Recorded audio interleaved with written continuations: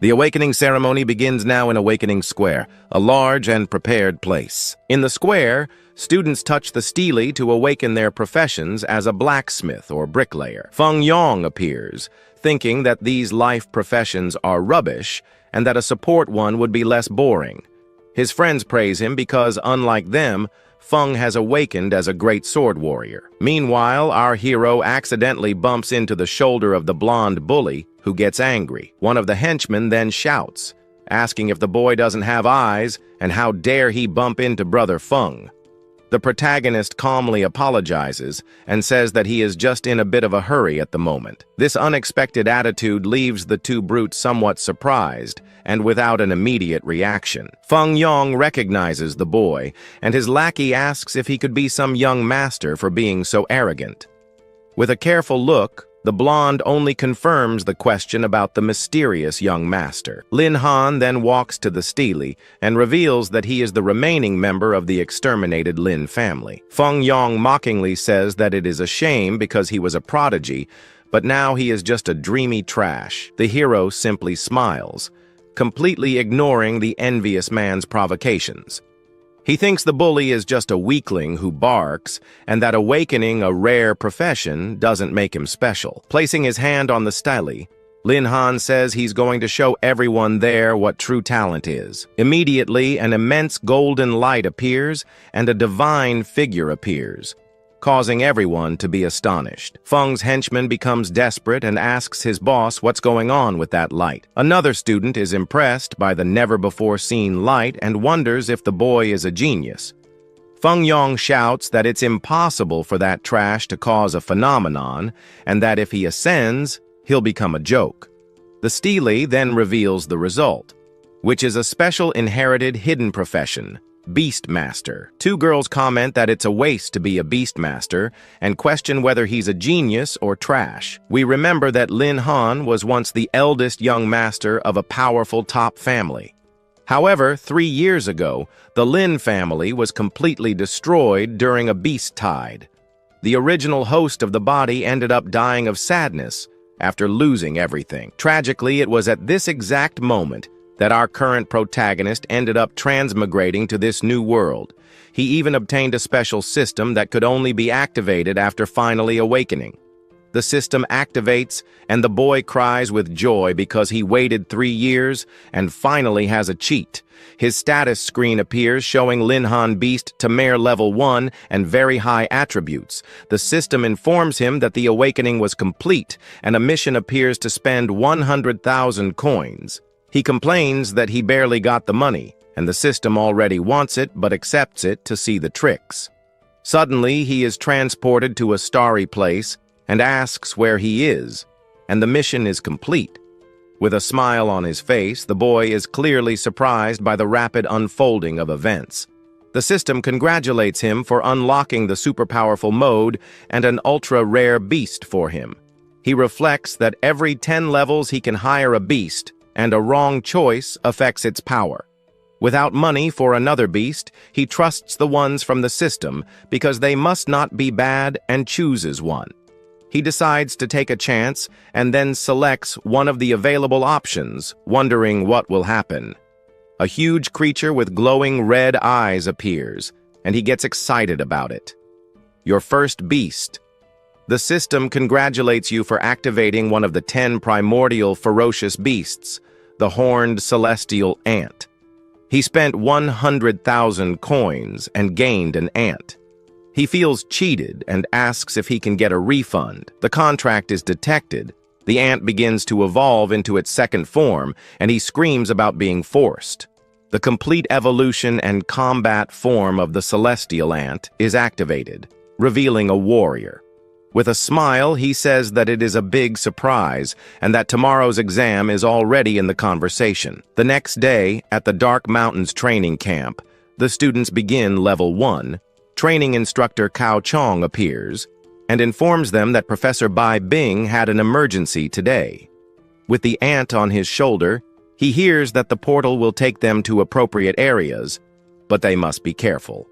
His friend Long Tian Jiao approaches, calling for little Lin with a smile on his face.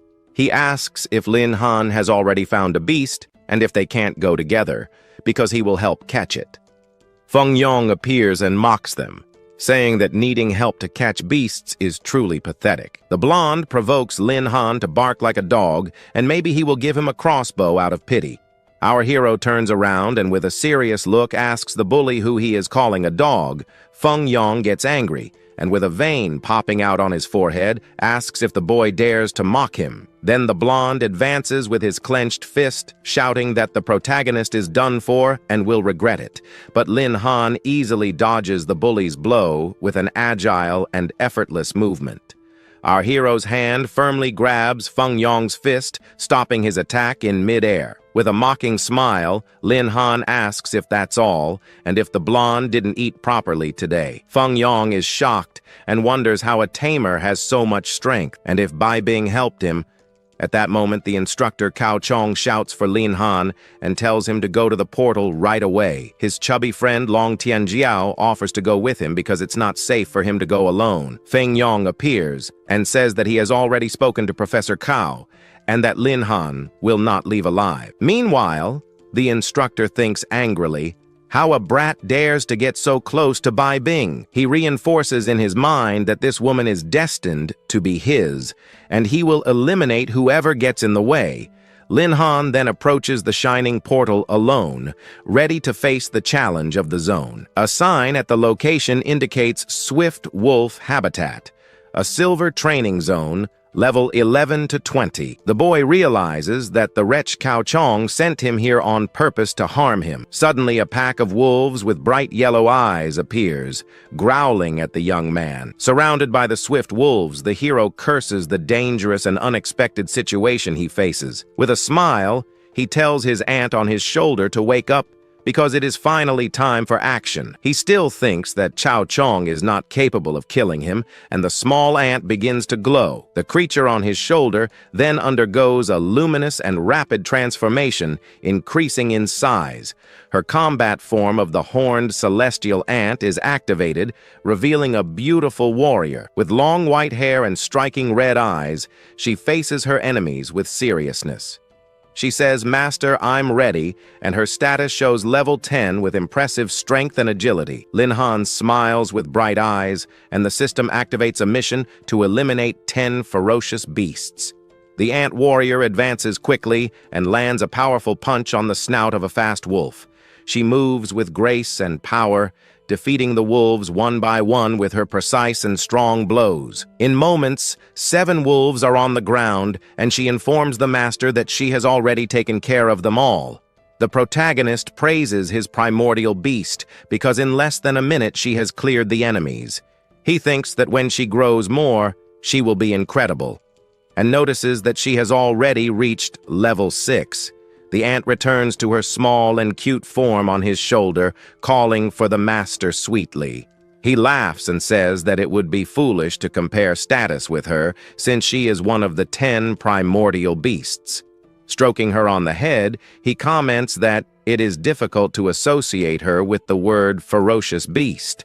She looks like an innocent little girl, and blushes with the master's gesture, feeling comfortable and happy.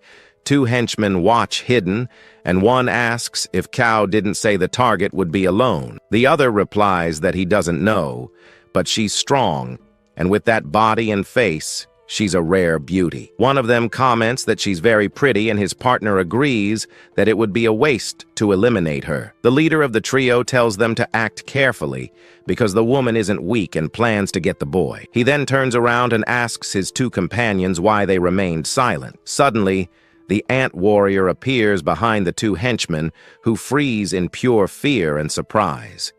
With a cold and penetrating look, she asks if they intend to hurt her master. One of the brutes screams in terror upon seeing the murderous expression of that powerful and lethal woman. The leader realizes that she defeated the other 2, and that she must be level 20. So he tries to run away. He runs as fast as he can to catch Lin Han, and wonders who that boy is after all. As he runs away desperately, a wolf's paw almost hits him, and he screams in fright at the attack. The beast's paw hits him full on, throwing him violently to the ground and leaving him injured. Lin Han appears watching the scene, and the henchman on the ground screams desperately, asking him to stop. The protagonist then reflects on whether that training area is really recommended for low levels. A huge level 22 Swift Wolf King appears, and Lin Han notices his super powerful aura.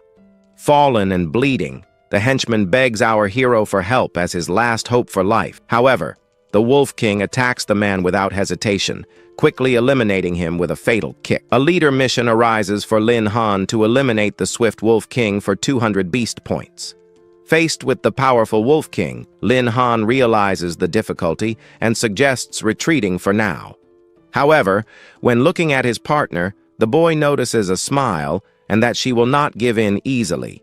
So he decides to advance and orders his celestial aunt to attack the monster with full force. Immediately, the gigantic beast roars, showing its fangs and preparing for confrontation. His warrior is not shaken and lands a powerful punch on the snout of the huge white wolf. She grits her teeth with effort as she tries to hold the head of the wild creature. Even though she is small, the fighter clings to the wolf's nose under the dark and illuminated sky. Suddenly, the Wolf King uses the lightning step skill of Gale, disappearing into the distance. A moment. The hero's partner is hit by the surprise attack and screams in pain due to the force of the blow. An explosion occurs at the scene, and the protagonist watches the scene worried about his ally. Falling to her knees, the warrior faces the imposing Wolf King, who looks down at her threateningly. The creature shows its sharp blue claws, preparing for a new brutal attack. Then the monster unleashes a sequence of fast kicks wrapped in blue energy. The celestial ant defends itself from the multiple blows with difficulty, feeling the great pressure. Lin Han, worried, thinks that the difference in level is great and that she has no direct advantage. Irritated, the young man complains that these wolves do not fight fair, always using sneak attacks. At that moment, two smaller wolves try to grab him from behind, but he notices the movement. With agility, the hero grabs one of the beasts and says that they are too naive for that. He mocks them, thanking them for giving themselves up so easily to him right there. Then the boy uses one wolf to strike the other, and the battle mission updates to 9. With a sharp look, the protagonist prepares to face the remaining wolves around him. He advances and lands a precise punch in the mouth of another beast that was trying to bite him. After the impact, the system indicates that the first battle mission has finally been completed. The notification confirms that the 10 ferocious beasts have been defeated as the task requested. With 100 beast points gained, he shouts for his partner to use the frenzy strike now. Meanwhile, his companion is still bravely resisting the attacks of the powerful Swift Wolf King. The system spends 100 points and awakens the horned ant's frenzy strike with full damage. The small ant in its tiny form flies quickly towards the giant opponent. The Wolf King seems confused by the approach of the small creature and lets out a slight grunt. The enormous beast stares at the ant with surprise in its blue eyes, not understanding its tactic. Despite its size, the small warrior hits the wolf, causing a strong explosion of energy. The creature glows with a blue aura, and its muscles seem to swell, gaining more power. In an imposing pose, the celestial ant prepares to unleash its maximum strength. Contained, returning to warrior form, she screams and releases a wave of overwhelming and pure energy. Surrounded by dark energy, the fighter delivers the final blow with impressive force. The impact of the frenzy strike is gigantic, raising a cloud of dust and debris. The boss's mission is complete, and Lin Han is amazed at how the Wolf King was killed instantly. With a mischievous smile, the warrior in chibi form says that this is a real beast. The system warns about dropped weapons, and the boy asks if his partner was notified. The cute chibi form returns, and the notification informs that the frenzy strike has finally ended. With a happy face in her normal form, the warrior happily calls out to her beloved master. She hugs him tightly, celebrating having defeated the big dog, and he asks her to calm down, laughing. The protagonist feels something new with the tight and unexpected hug of his loyal companion. Completely blushing, he wonders if this is what this feeling is like as she hugs him happily. Suddenly, the celestial aunt says that she is very tired with a very sleepy expression. Her eyes close slowly, and she repeats that she is very sleepy after the hard fight. She returns to her chibi form and falls asleep on his lap, and the young man comments that this is normal. He thanks her for her effort and lays her down on the ground, and she agrees, still very sleepy. The hero notices that monsters give items like in the games of his past life, and gets excited.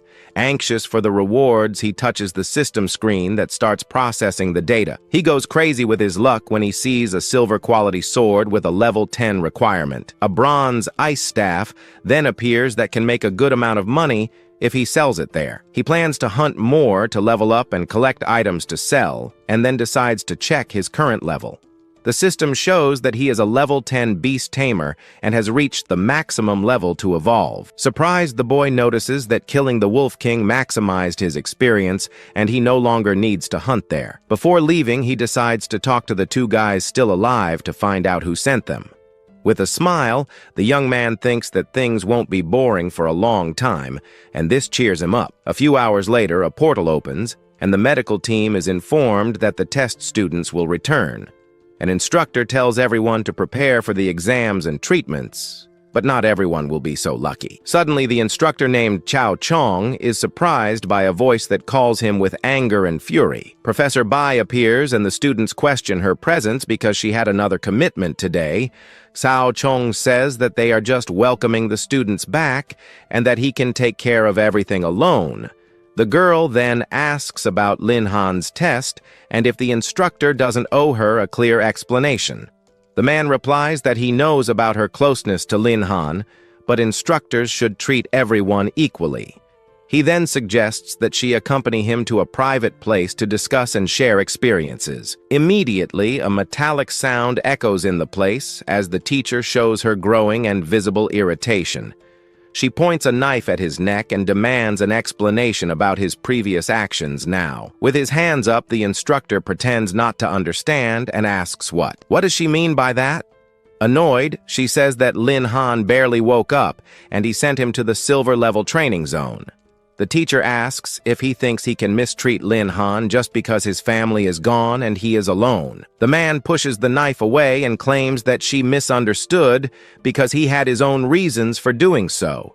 He justifies himself by saying that Lin Han needed difficulties to level up and even got 3 assistants to help. The girl threatens him by saying that he better pray for Lin Han to return safe and sound or there will be consequences. She warns that if he gets hurt, she will rip off the same part of the instructor's body to heal him. Scared, he agrees, but in his mind he curses her and says that she is just acting tough there. He thinks that when she sees Lin Han's body, her arrogance will disappear, and this pleases him greatly. The instructor has indecent thoughts about the teacher, imagining a chance to get closer to her soon. Suddenly, someone shouts that the people who participated in the test have finally returned to the safe place. Leng Lingshui from Class 6 appears, and everyone, they say she was the first to complete the difficult test. A blonde boy approaches and says that it was expected that the number 1 in the school would finish before him. He tries to get closer to her, suggesting that the 2 geniuses in the school should get to know each other better. The girl dodges his touch with a cold expression, and he ends up missing the unwanted physical contact. She says that if it were the old Lin Han, she would consider it, but with him, she can forget the idea. The blonde boy gets irritated by the rejection and the direct response from the powerful storm mage right there. Meanwhile, hurried footsteps are heard, and someone runs towards the return portal right now. Lin Han's chubby friend arrives out of breath and asks if little Lin has already returned from the dangerous test. Feng Yong says that he didn't expect the fat boy to survive, and that Lin Han definitely died in there. The protagonist's friend is furious with the blonde's words and stares at him with great anger and hatred. He challenges him to repeat, and Feng Yong says that Lin Han died because he was a weak and trashy tamer. At that moment, the instructor Cao Chong shouts, telling the fat boy to shut up immediately. They're present. The man asks if Lin Han is his father and tells him to stop worrying and focus on his strength. Then the instructor tells him to get out of the way so as not to block the other students who are still returning. Lin Han's friend walks away, grumbling that little Lin will surely be back soon anyway. An hour passes and the wait continues at the site, with all the students having already returned earlier. Two students massage Feng Yong, thanking him for his work and asking about the pressure he felt. The chubby friend wonders why everyone returned except little Lin, who has not yet appeared. A student comments that he must have died in there and that it would be an honorable death for a tamer. Suddenly, a rock flies at high speed towards the group that was mocking the absent boy. The rock hits the talkative student and Feng Yong, who scream at the impact of the hard object. To everyone's surprise, Lin Han finally appears at the portal with a confident smile on his cheerful face. Lin Han appears and asks when the school got so many noisy dogs because he lost track of time. The chubby friend quickly runs towards him and shouts in relief that the brat finally returned right there. The classmate punches the boy on the shoulder, saying that the little devil scared him, while Teacher Bai watches Instructor Chao Chong with his arms crossed, wonders what happened because he sent 3 to take care of the young man. The man thinks that Lin Han got lucky this time, but he won't let him get away that easily. Then Feng Yong provokes him by asking what a tamer without pets can do and if he just hid. Furious, the chubby friend shouts, "If Feng Yong has gone crazy and if he thinks everyone is a coward like him," with a mocking smile, the blonde replies that he will soon find out if he is a coward or not, and then continues. He points to Lin Han and calls him a useless tamer who hid trembling in the mountains out of pure cowardice. The protagonist then asks if Feng Yong has finished barking, leaving his friend quite surprised by this. With a confident look, the young man says that with his skills he is not even good enough to clean his beast's shoes. Feng Yong is completely angry with the provocation and questions if he is really so different from what he thinks. He proposes a bet to see who has the highest level worth 100,000 coins or if kneel like a grandfather. The boy accepts and says he will slap him to the center of the earth while his friend asks him not to be impulsive. He then turns to Instructor Cao and asks him not to interfere because it is something between the two boys. Of course, the supervisor agrees, but warns them that they must keep their word because integrity is valued at the school. With a mischievous smile, he thinks that Lin Han asked for this and doesn't mind passing the knife to him. Now Teacher Bai notices Lin Han's look and aura and realizes that the brat is trying to deceive someone there. Satisfied, the instructor declares that since the bet is made, they can start the dispute immediately. Then the chubby friend decides to participate too and says that he is Lin Han's brother, revealing himself to be a berserker level 2. Feng Yong mocks the level 2 and shows his level 3. Greatsword warrior like a true genius. The other students are impressed by Feng Yong's level 3 and call it incredible and very rare. Lin Han's friend is worried because he didn't expect Feng Yong to have reached the level 3 so fast. Feng Yong then calls Lin Han, saying that if the weakling Long Tianjiao is level 2, he can't be bigger. With a loud laugh, he says that the two should kneel down and call him grandfather right away. The chubby one asks what he's bragging about, but Lin Han stops him, asking him to wait a little longer. The companion questions, and Lin Han says not to worry because he doesn't take the blonde's strength seriously. He then reveals his power and says that even if he dropped a level, he would still be far ahead as a level 10 Tame. The crowd is completely shocked to see that the boy reached the impressive level 10 so quickly. Calmly, Lin Han stands there with the aura of a level 10 beast tamer shining brightly around him. Feng Yong doesn't believe it and wonders how a useless tamer could become so strong in such a short time there. He accuses Lin Han of cheating, because not even Leng Ling Sui, the best student, could do that, and it must be his lie. With a smile, the young man asks if, just because he can't do it, others can't either, and if he's ever heard of a hidden class. He reminds the instructor of the promise, and asks him to make sure Feng Yong doesn't run away from the bet he made just now. The boy ironically thanks the assistants who protected him and helped him reach level 10 of power. Cao Chong panics when he realizes that Lin Han knows about the men he sent and fears being badly knocked down. He thinks about all the hard work he's put into getting to his position and how he can't let a brat ruin it all. Determined, The instructor decides that he needs to shut the boy up forever on that very day and place. Leng Lingshui watches and wonders if Lin Han has really reached level 10 and if he's the former #1 genius. She reveals herself to be a level 5 storm mage and states that she'll reach it sooner or later for sure. The young man turns to Professor Bai and asks what brings her here, since she had important matters before. The girl smiles and replies that her business is over, and since it's her job, she couldn't ignore the situation. The chubby boy praises Lin Han to the teacher, saying that with more time, he will truly be invincible. Very soon, Teacher Bai makes a thoughtful expression upon hearing the excited words of Lin Han's friend about his power. Suddenly, Cao Chong advances behind Lin Han, shouting for him to die, and with clear murderous intent, Teacher Bai reacts quickly and pushes Lin Han away, shouting for him to be careful with the dirty blow. She blocks the instructor's punch and questions him about attacking a student, which is against the rules of the academy. Angry Cao Chong shouts at Bai Bing not to try to use the academy's regulations against his nefarious actions. He states that he needs to take down Lin Han today and manages to land a blow on the teacher during the direct confrontation. With the impact of the blow, the teacher is pushed back and tries to balance herself on the ground quickly right there. The teacher retaliates with a kick and shouts that as long as she is there, he will not achieve anything anyway. The chubby friend shouts at Teacher Bai to hold on tight, while Lin Han notices that she is at a disadvantage there. Furious Cao Chong complains that she defends Lin Han and that his feelings for her were a total waste. With force, the teacher is thrown back. The instructor smiles at the girl lying on the ground and says he will charge her some interest first right there. Quickly, a boot is about to hit the instructor's face. Suddenly, Lin Han appears and lands a powerful kick on the instructor's face. Before she falls to the ground, the protagonist manages to hold Teacher Bai in his arms and supports her. The young man asks the girl if she is okay, and she answers a little embarrassed that everything is fine. Lin Han asks the fallen instructor what the kick tastes like and threatens to use his level 10 power on him again. Cao Chong accuses the boy, saying he knows how he got to level 10 and that 3 assistants disappeared. The man shouts that the boy must have defeated the assistants to gain experience points in a dirty way.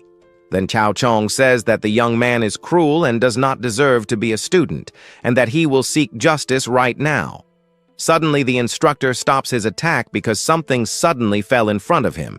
Lin Han throws one of the assistants at Cao Chong's feet and asks if it was this man he loved so much spoke. The supervisor looks at the fallen assistant and wonders in shock if Ah Hao is really lifeless on the floor.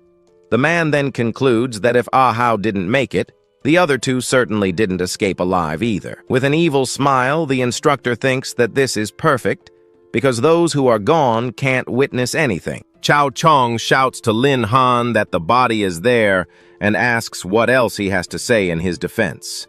The protagonist smiles and says he didn't. Cao Chong shouts to Lin Han that the body is there and asks what else he has to say in his defense. The protagonist smiles and says he didn't want to see anyone dead on the mountain, so he decided to help there. With slow steps, he approaches and says that the man sent his brothers to the end and still doesn't admit it. Crouching down, he touches the face of the fallen assistant and says that the guy is a poor guy for being used like that. The instructor gets furious and thinks that if the assistant isn't satisfied, he can look for him in the other world. Angry Cao Chong advances and shouts that he will break the young man's limbs so he will learn not to talk nonsense. Teacher Bai and the chubby friend scream desperately, asking the protagonist to be careful with the attack. Suddenly, a red aura surrounds the two, and Lin Han says that the man will be forced to tell the whole truth. The instructor shouts for the young man to shut up and says that he is doing that to avenge his assistant, Ah Hao. In response, the protagonist releases his blue aura and asks if the instructor really wants to silence the witness. Other students start to scream and hope that Instructor Cao will teach that trash student a lesson. Then the man goes for it, with a series of quick punches aimed directly at the boy's face. The protagonist dodges all the blows with ease, while the villain wonders how he is doing this. Lin Han realizes that Cao Chong is very strong, but fighting him head-on is not a real problem. The young man then thinks that he can't just defend himself because he needs a more aggressive stance in the fight. Suddenly, an ice staff appears in his hand, and a system window informs him that it costs 10 mana to use. Before he can react, the instructor's leg is frozen, and he doesn't understand what happened there. Without wasting time, the protagonist steps hard on the ground and prepares to strike the enemy with the next blow. He then lands a powerful kick on the instructor's frozen leg, who screams as the ice breaks. The impact of the blow is so strong that a large cloud of dust and rocks rises from the rocky ground. The boy is satisfied because his strength has increased a lot after leveling up, and he can dominate Kao. With a smile, the young man thinks that he just needs to move away, and the rest will not be a problem for him to solve soon. He thinks that his attributes are weaker than Kao's, but winning with brute force was never his plan. Soon after, a small, blue, shiny creature appears in front of the protagonist, ready for battle. The creature then transforms into a woman with white hair, and a panel with her status appears for the young man. The woman advances to attack Chao Chong from behind, and the man turns around surprised, not knowing where she came from. With a quick blow, the woman hits the instructor squarely and throws him far away from the protagonist. The mysterious woman's attack collides with the instructor's energy, creating a large explosion of "Be happy?" The woman asks if she was obedient, and Lin Han asks her to be quiet and go back to being an ant. With a cute smile, the woman agrees to return to her small form and fulfills her master's request. She quickly transforms back into the small blue ant creature from before. The creature then flies towards the protagonist and lands calmly on his shoulder as if nothing had happened. Cao Chong stands up and accuses the young man of joining a stranger to attack him and asks about the woman. The man says that a student with a character as rotten as the protagonist's needs severe punishment. With his shirt tearing, the instructor shouts that the young man must be severely punished for everything that happened. Before he can attack, someone steps on his shoulder and stops him from advancing, leaving the man quite shocked. Lightning strikes the instructor while a voice tells him not to blame the students without first investigating. The instructor looks up completely shocked and wonders how that person appeared right there in front of him. An older man with white hair smiles, and the system reveals that he is the dean of the Level 55 Academy. 6. Seeing the dean, Cao Chong accuses Lin Han of killing the assistant so he can level up in the academy. He continues saying that the young man tried to attack him and that such a bad person needs to be punished right now. Cao Chong shouts that the witnesses and evidence are there, and then asks the dean to kill Lin Han once and for all. With a smile, the protagonist mocks, saying that all of that is nothing more than a blatant lie. The dean then turns around and asks the young man if he has any proof for what he is saying there. The older man then uses an analysis skill on the assistant's body to check everything. After analyzing the body, he says that the assistant's bones and internal organs are completely destroyed. The instructor shouts that even if the fatal blow was from a beast, it certainly has to do with the boy, with a smile on his face. Lin Han says that the instructor is just wasting time with all this accusation. The protagonist asks why the instructor doesn't admit that he sent the assistant and was betrayed in the end. Professor Bai then approaches and says that she saw the boy and his partner being blackmailed by Cao Chong. Desperately, the instructor shouts that he is an instructor and asks how he could hurt a student. He continues shouting that all of this is a lie from the boy and that there is no evidence against him now. The dean then says that accusing an instructor is a serious matter and asks the young man if he has any evidence. With a smile, the instructor thinks that whoever saw everything is already gone, and without witnesses, no one can accuse him. The boy then says that there is a way to get witnesses, and a blue portal appears in front of him there. Suddenly, two tied-up men appear along with a large blue wolf, leaving everyone surprised. Teacher Bai and her chubby friend are left speechless, not understanding where those people came from. The young man explains that the three were ambushing him, but ended up bumping into the Wolf King due to their bad luck. With a smile, he continues saying that one of them was caught by the wolf, and he managed to catch the other himself. The protagonist then kicks one of the prisoners and says that they both must know the answer to everything. The two men start screaming and confess that Chao Chong hired them to watch and finish off Lin Han. They scream that they can't take it anymore and that it was all Instructor Chao Chong's plan to get rid of the boy. Little blue ants are biting the men's feet, and that's why they're screaming in pain. With an evil smile, the young man thinks it was too easy to make the two confess to the ants.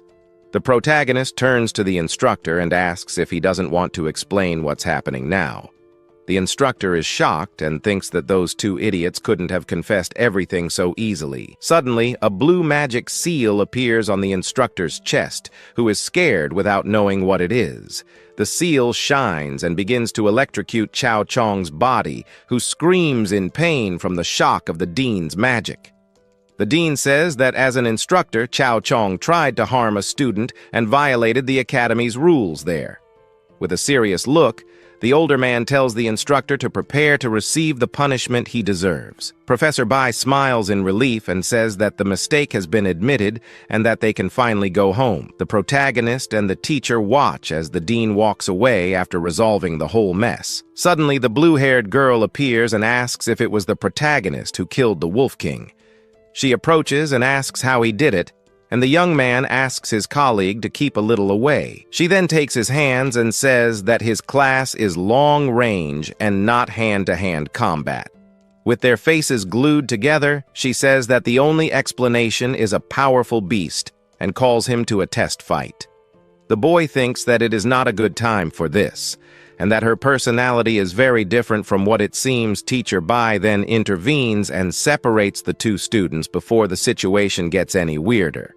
The teacher says that she understands her desire to become strong, but now they need to rest and analyze. The blue-haired girl says that she is just curious about his fighting style, but the teacher denies the request.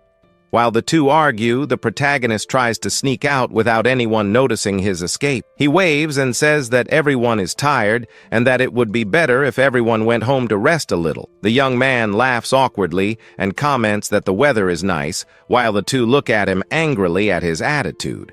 The teacher thinks about the mysterious woman and the new girl and wonders if he has become a playboy now. She gets irritated and thinks that it has nothing to do with it because it has nothing to do with the boy after all. The blue-haired girl stops him again and says that he still hasn't answered the question she asked before. The boy smiles awkwardly and says that he's tired and that they can talk about it another time. The girl agrees to the promise, and the young man smiles in relief for having managed to escape that situation. He thinks that the girl has finally left, but wonders if she was angry with him for some reason. Later, the protagonist arrives at a trading house to sell the items he got on his journey. While a waitress serves coffee, he thinks about selling the items to pay the bills and a debt he has. Back in the city, the protagonist meets an older man and throws a card in his direction. The butler in a suit catches the card in the air with a very serious expression on his face. The young man says that this is the money that Sister Bing lent him, and that now she is returning it all with interest. He also sends a message to her family and tells them to never try anything against him again. The butler is shocked and wonders if this is really the old Lin Han who was the family's trash. At another moment, the young man shows a sword and a staff that he got from the Mountain of Dark Shadow. The store manager is surprised and asks the boy if there is a problem with his items. The man then asks if the young man's name is Lin Han, and he confirms by asking if they know each other. The manager laughs and says that he has been friends with the boy's father for over 10 years, and that he can call him Uncle Tian. Uncle Tian praises him and says that with this strength, the revitalization of the Lin family is not far away. With a smile, the boy wonders if he can trust him and takes the opportunity to ask for a higher price. The older man also smiles and thinks that the boy is young and that he can get a good deal. The two then look at each other with fake smiles and prepare to start negotiating the items. Uncle Tian offers 5 million dragon coins and says that it is a friendly price for him. The young man smiles and says that business is business and that these items are worth at least 8 million. They start to discuss prices, and the manager offers 5.5 million, but the boy asks for 7 or 8. happy with life. The boy accepts the offer of 6,660,000 coins for the items. They shake hands and close the deal, but the manager feels that he was cheated by the boy in the end. The employee gives him 2 cards, one with the money and a VIP with a limit of 3 million. Uncle Tien says that he can come back whenever he has more items, and the young man thanks him for his help.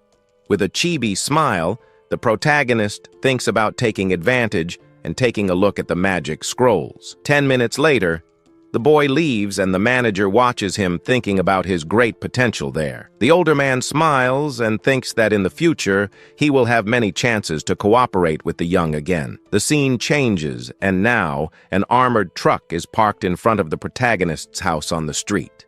Lin Han arrives and finds the butler from before, and asks what Uncle Liu is doing there. Now the butler introduces himself and says that it has been a long time since he last saw him, since the Lin family ended up falling. With a smile on his face, the protagonist asks the man what he wants in that place there. The butler says that Miss Bai captured a beast for him but was punished, and that is why he came to deliver it. The young man is touched to think that she really tried so hard to be able to help him with everything. Suddenly, the older man puts his hands on the truck door and says that he has a message from the master. The message says that the Bai family has done enough for him and that now there is no more debt. With a malicious look, the butler tells the young man to never bother his young lady again. The protagonist is shocked by the sudden change in the older man's attitude in front of him. He then stops calling the man uncle and calls him only butler with a cold and distant look. The boy says he appreciates the help, but that he has never asked the Bai family for anything, not even in the past. He then turns his back and tells the butler to take the crossbow back and leave that place. With a serious look, he tells the man to tell the master that he does not need anyone's help. The butler smiles evilly and says that no one can refuse what the Bai family wants to deliver. He releases his aura and shouts that to refuse a gift, you first need to have the strength to do so. The protagonist's eyes glow red as he also prepares for the great battle. The butler is hit by a crushing pressure and is frightened without understanding what happened. A red fire aura surrounds the body of the young man, who stares at the man with a look of pure rage. The butler is pushed back by the pressure of the aura and wonders what the hell is going on. He thinks that Lin Han is just a beastmaster and wonders why he is feeling afraid of him now. Gritting his teeth, he screams that it is impossible for him to be pressured by a random boy like him. The scene then changes to show the facade of an apartment building on a calm, sunny day. Lying in his bed, the boy thinks that Sister Bing does not have good intentions, but does not like being forced. He then closes his eyes and decides that it is better to sleep before doing the transfer missions. While he sleeps, one of his pet ants appears and climbs onto his shoulder carefully. The small blue creature then climbs onto the face of its master, who is sleeping soundly. A strong light comes out of the window, indicating a new day that has begun there. He wakes up with his ant in its human form on top of him, calling him master with a smile. She then hugs her master, and the boy thanks her for having tried so hard the night before. The next day, the young man goes to the transfer temple, and the receptionist has already prepared a room for him. There, he hears some people gossiping about a beast master who became super strong out of nowhere. He is worried about the news spreading so much fast and decides he needs to be more discreet. With this in mind, the young man starts walking towards the room that was assigned to him in that place. Inside, he finds a huge blue crystal floating in the middle of the room and approaches it to see. The young man remembers that the receptionist told him to put his hand on the crystal to see his mission. He then touches the shiny object and wonders if the level 10 mission will be too difficult. The screen shows that the mission is level 5 and he needs to defeat some beasts. The level of the transfer mission is then confirmed as being 5 stars in difficulty. Outside, everyone is shocked when they discover that someone activated a 5-star mission. The young man puts his hand to his face and complains about his luck for having taken on such a difficult mission. The screen in the main hall shows everyone the 5-star mission that was activated there. A guy in the middle of the crowd screams and wonders who was the unlucky one who activated this mission. Fortunately, the young man celebrates inside, because the system did not reveal his identity to the others. With a smile, he thinks that now that he has taken on the mission, it is better not to waste time and go logo. The scene changes to the Shattered Ruins, which is a place with a desert and mountainous landscape. Nearby, there is a mercenary meeting point with several soldiers and parked cars. A bald and strong man complains that if no missions appear, he will go hungry this month. Suddenly, the bald man notices something approaching the camp and becomes alert. The protagonist arrives at the camp, and the mercenaries keep an eye on the boy approaching. One of the men calls the boy a fat sheep and says it is time to open the business to make a profit. As the young man passes by, one of the mercenaries asks if he is there to do a mission. The bald man approaches and offers his services, with a guarantee and even a 20% discount. The boy walks right past him and says he does not need his help, leaving the man surprised by his refusal. The man insists and says they can negotiate the price and that he can even do it for free as a friend. Suddenly, the young man grabs the man's arm and says once again that he does not need his help. With his eyes shining, he warns the man to be careful with your arm if you keep annoying him. He then throws the man hard to the ground, who falls without being able to believe what happened there.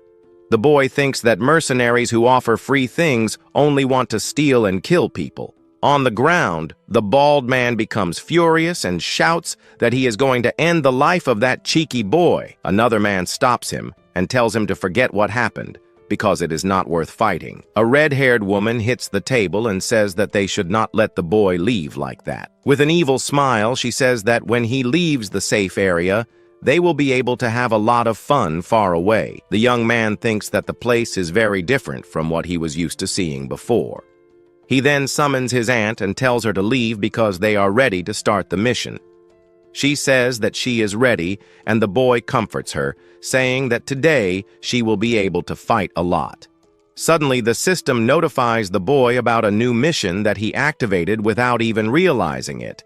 The mission is to kill the Apostle of Thunder and get the Heart of Thunder as a reward for the feat. He is happy because the reward is 300 points he can use to strengthen his aunt. The boy takes out his cell phone and thinks about buying information from Uncle Tien to find the apostle. He then tells his aunt that they will first do the class transfer mission. A pack of level 15 wolves appears in the desert and prepares to attack the two there. The aunt takes action and begins to fight the wolves while dodging their attacks. After being defeated, the remaining wolves decide to attack the protagonist, who is alone. He smiles and takes out a fire scroll, asking if they want to face him right now. The young man then throws a huge fireball in the direction of the wolves and tells them to try their luck. With a smile, he thinks that the roasted wolf meat must be delicious to eat later. The wolves are completely terrified by the huge fireball that is now approaching them. The magic scroll then launches several fireballs that explode and hit the pack directly. The surviving wolves flee in despair, while the system warns about the deaths there. Another notification warns that he cannot gain more experience before changing class. The boy says that the mission is not over, and his scrolls will not let them escape like that. He then orders his aunt to speed up and finish off the remaining wolves once and for all. After the battle, he holds an energy crystal and smiles, satisfied with the result of the fight. The system shows that his aunt has reached level 15, and he regrets the lost experience. Despite this, he is not shaken and puts his hand in his pocket to get his cell phone and see something. He thinks that by now, Uncle Tian must have sent the location of the Apostle of Thunder. The message warns that the Apostle is very strong and that he should not go alone if he is weak. The young man then calls his companion and says that it is time to hunt the next target of the mission. Hidden, the red-haired mercenary observes the boy and thinks that he is rich for using scrolls. The bald man asks if they should attack now, but the boss says to wait a little longer. She explains that it is better to wait for him to get tired and get more energy stones before attacking. Following the map, they find the Apostle of Thunder of level 17 sleeping peacefully. The boy finds it strange that he is only level 17 and says that he does not seem like a big threat.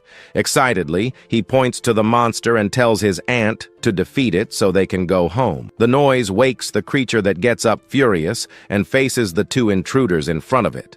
Without wasting time, the ant advances and lands a powerful punch right in the face of the Apostle of Thunder. After the blow, it begins to glow and returns to its small blue insect form. It quickly digs a hole and hides underground to prepare the next attack. The Apostle is confused and looks around without understanding where its enemy went. Suddenly, it comes out of the ground with everything and lands a powerful hook right in the creature's chin. Seeing an opportunity, the protagonist grabs an ice scroll to end the fight. He throws the scroll that hits the Apostle squarely, causing massive damage to the creature. With a smile on his face, the boy tells the monster that it is over for him and his mission. Suddenly, a huge pillar of ice comes out of the ground and goes through the monster's body, defeating him. The system then notifies that the Apostle has been defeated, but he does not gain any experience. The ant says that it is tired, and the young man complains that the monster was weak but had a lot of life. But he is happy to have gotten 300 points just for defeating that monster there. He uses the points to awaken the Iron Bone ability for his faithful ant. It begins to shine, and the system warns that the new ability increases its defense by 20%. Happy with the new power, she hugs her master, who warns her to be careful with the place. Suddenly, a shadow covers the two, and a voice says that the boy is very good at fighting there. The red-haired woman appears with her group and says that to survive, you need to have power and brains. The boy recognizes the bald man and asks if he came to seek revenge after the fight is over. The woman says that he will pay for having rejected them and tells him to hand over all his treasures. The young man stands up and asks if they are not afraid of being caught stealing there in the desert. She smiles and explains that this is an unsafe area and the patrol never shows up there. The woman says that if he disappears here, everyone will think that a monster took him. With an evil look, she says that she will take good care of him, and a henchman asks about the girl. Suddenly, he realizes that his aunt is no longer by his side and wonders where she went. The aunt appears silently behind the red-haired woman and prepares to attack with everything. With a quick movement, she grabs the arm of the mercenary who didn't even have time to react. In an instant, she throws the woman to the side and knocks down all the henchmen with ease. The bald man is also thrown away, as if it were absolutely nothing. The remaining henchmen get up and decide to shoot the girl to try their luck. The bullets hit her body, but the Iron Bone ability is activated and protects her from the damage. On the ground, the woman is shocked by the girl's strength and realizes that she underestimated the enemy. The red-haired woman remains on the ground, completely panicked without understanding what just happened there. Smiling, the protagonist takes another scroll and says that now it is too late for them to escape. And then a huge explosion of light hits the remaining mercenaries, defeating them all at once. The only one standing complained that the girl is a monster and that the boy has infinite scrolls. The bald man then whispers to his boss that if they defeat the boy, they can still turn the game around. Confidently, he stands up and says that the young man is weak without his items and that he will fight him. Standing in front of them, the protagonist mockingly asks if they still dare to resist him. With a smile, he shows several scrolls and says that this weakling here has many skills. The young man orders them to hand over everything they have, and maybe then he will think about letting them go. With an evil look, he says that he will teach them about fear, and the woman calls him a thief. We see the large guild hall where missions are distributed. The receptionist comments on the boy who took the 5-star mission in the morning. Suddenly, she is surprised. It was the same boy from the mission, and he says he has already completed what he had to do. The girl is completely shocked and wonders if she heard what he said correctly. She then tries to compose herself and asks if he wants to know more about the mission. But the boy confirms that he really finished the task and is there to complete the process. Still in disbelief, she asks again, and he answers that it was actually quite easy. She then points to room 996 and tells him to go that way alone. The girl wonders if in a few hours he really did it and if it wasn't just a lie. However, a notification appears informing him of the completion of the mission. When she sees the announcement, the girl's jaw drops as she didn't expect it to be true. Other adventurers are also surprised and wonder who this strong guy could be. Meanwhile, our protagonist receives the notification that his transfer mission was a success. With a tap on the screen, he confirms his change class. Now his new profession is that of a beast scholar. Our hero is super excited, celebrating his new power, and feels that he has become stronger. His status screen shows that he is now level 10 with his attributes much higher. In addition, new skills have been unlocked, such as lightning wings and skill copy. The boy reads the new skills with a smile on his face and seems very satisfied with them. Then he decides to test the power of one of his new skills. An aura of lightning surrounds his body, and the boy begins to fly around the hall. He is surprised because flying is an advanced skill and he released it very early. His other skill allows him to copy the skills of his beasts for 5 minutes. This will be very useful in a difficult fight and can guarantee victory. Now he needs to choose the system reward for his class promotion. The options are Fusion Heart Induction and Malicious Float. The third option catches his attention because it is like an automatic radar for nearby enemies. He thinks that if he had this earlier, he would have avoided the surprise attack of the mercenaries without thinking twice. The boy confirms his choice and selects Malicious Float. A big yes is selected on the screen, confirming the acquisition of the new skill. He celebrates happily for having acquired such a useful skill. Soon after, a new mission appears, and he wonders what it is. The task is to capture a new beast, and the reward is 500 points. The boy begins to think that his current beast is good against only one enemy. He needs something with area attack and decides it is time to have a new companion. So he decides to go to the exchange office to sell his items and buy information. When he gets there, an old acquaintance is surprised to see him and asks if he found a treasure. Our hero shows a pile of treasures and says he met some generous people. The old man gets excited and calls 2 girls to help assess the value of everything. While the girls work, he thinks that, even though it is a lot, it is still little compared to what the mercenaries had. The total value is 1,300 coins, and the money is transferred to his account. The boy thanks them and asks if he has any tips about a beast of the electric type. The old man becomes thoughtful and tries to remember something. Suddenly, he seems to have an idea and snaps his fingers. He says that a high-quality bird appeared in a forest a few days ago. The beast may have an ancient lineage, and many who tried to capture it failed. The boy becomes super excited because it was exactly what he was looking for and asks for more information. A woman brings a box, and the old man says that they got a feather from the beast. The feather glows when it is near the bird, and our hero says he wants it. The protagonist is irritated by the price of the feather. The old man, with a forced smile, asks him to pay 1 million, and he closes the deal with the old man. The old man tries to convince him that if the feather works, it will have been worth it. Soon after, he arrives at the Thunder Forest, a place full of lightning. There, the boy remembers that the feather only shines 10 meters from the target and feels cheated. He throws himself on the ground in anger, shouting that if he were that close, he would see the bird with his eyes. Now calmer, he thinks that with his companion, crossing the forest will be easy. His partner Yi is very strong, and the boy thinks about getting another beast to become even more powerful. With a mischievous smile, he imagines the possibilities of having a new companion. But Yi, in her human form, seems to not like the idea of having competition at all. Suddenly, a chibi version of her appears and starts punching him in anger. The boy runs through the forest while his furious partner chases him non-stop. In the middle of the confusion, they hear a cry for help coming from nearby. A girl with pink hair is running away from a giant shadow leopard. The girl named Su Nianwei is a level 10 master tracker and is almost out of strength. In the rush, she ends up tripping over a tree root and can't get up. The girl falls to the ground and is completely vulnerable to the beast's attack. The leopard approaches her, ready to deliver the final blow with its sharp claws. Without hope, the girl closes her eyes and accepts her terrible fate. But a noise makes her open her eyes and she realizes that she is still alive.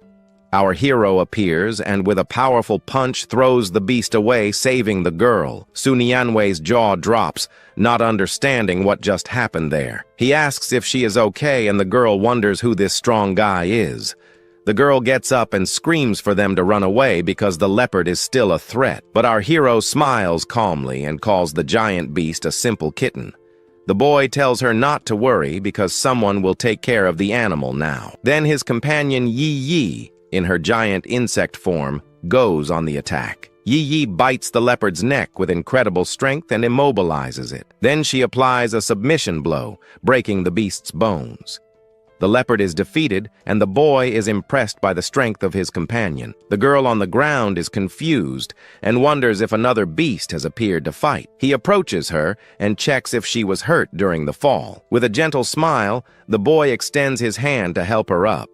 She takes his hand, thinking that the insect must be a level 20 monster. Still scared, she pulls the boy and tells them to run away before the creature notices them. Suddenly, the body of the defeated leopard is thrown in front of them. Yi Yi lands on the beast and stares at the girl jealously for her being with her master. The girl is terrified, but the boy just pets the insect's head. He promises a reward for Yi Yi later, and the girl is even more confused. Su Nianwei doesn't understand anything that is happening and is stunned by the scene. Our hero says he will introduce himself, and Yi Yi begins to shrink in size.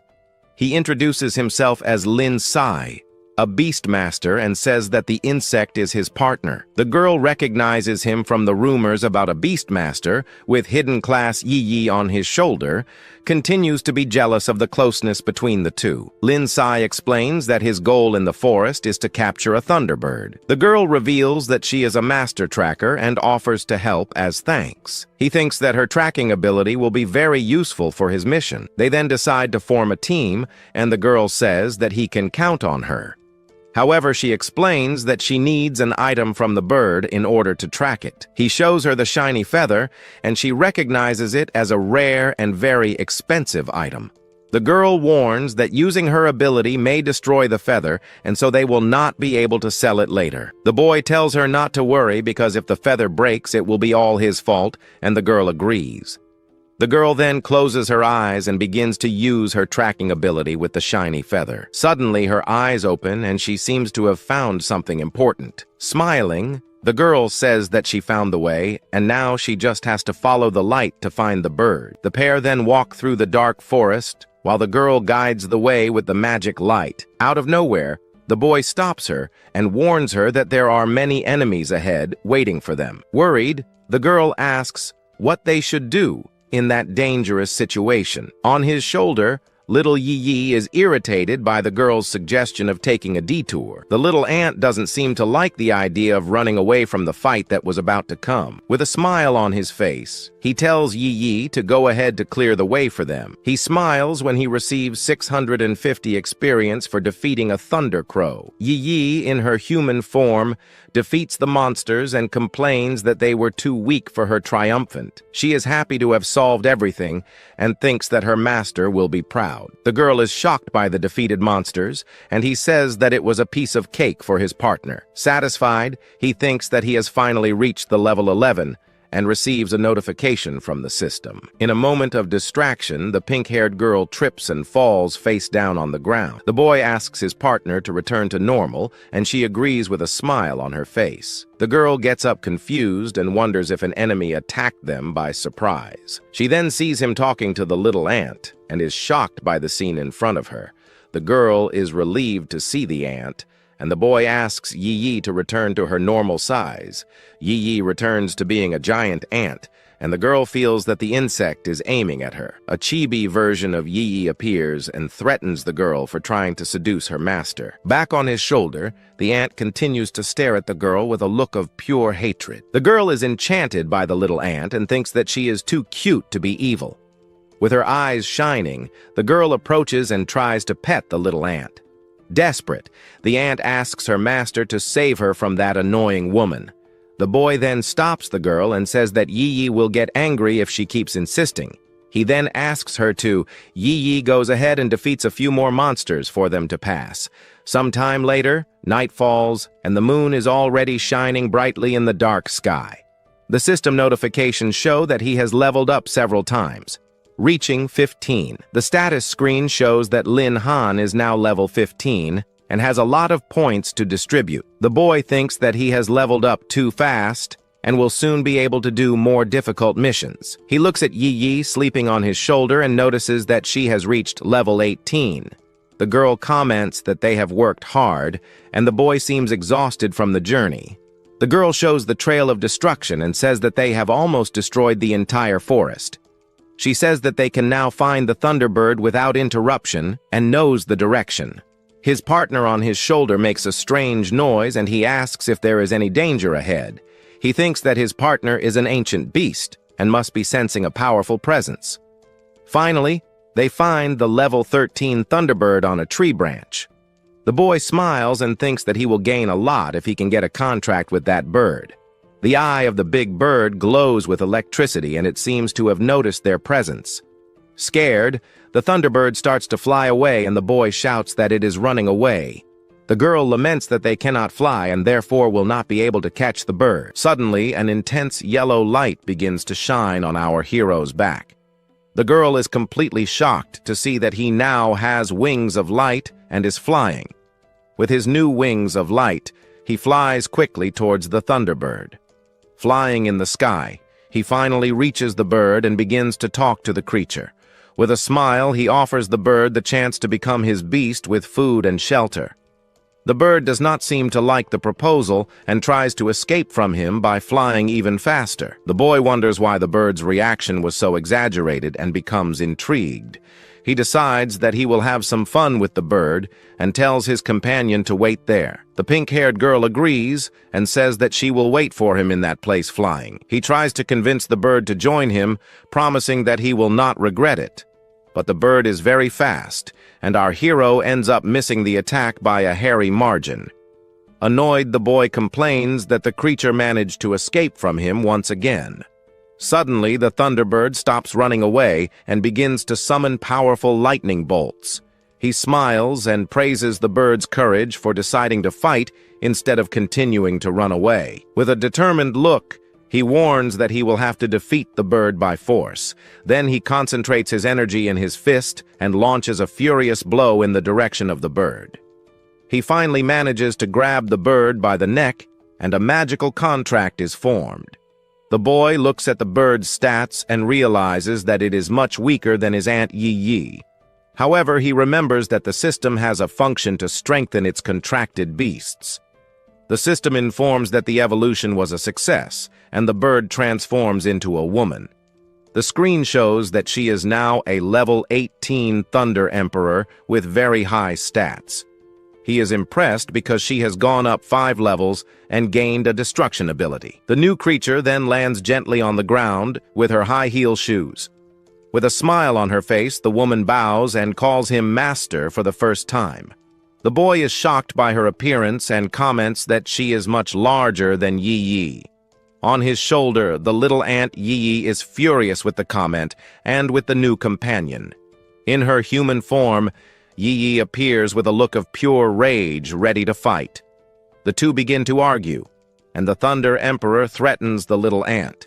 He tries to calm the fight by saying that they are now a family, and Yi must be the older sister.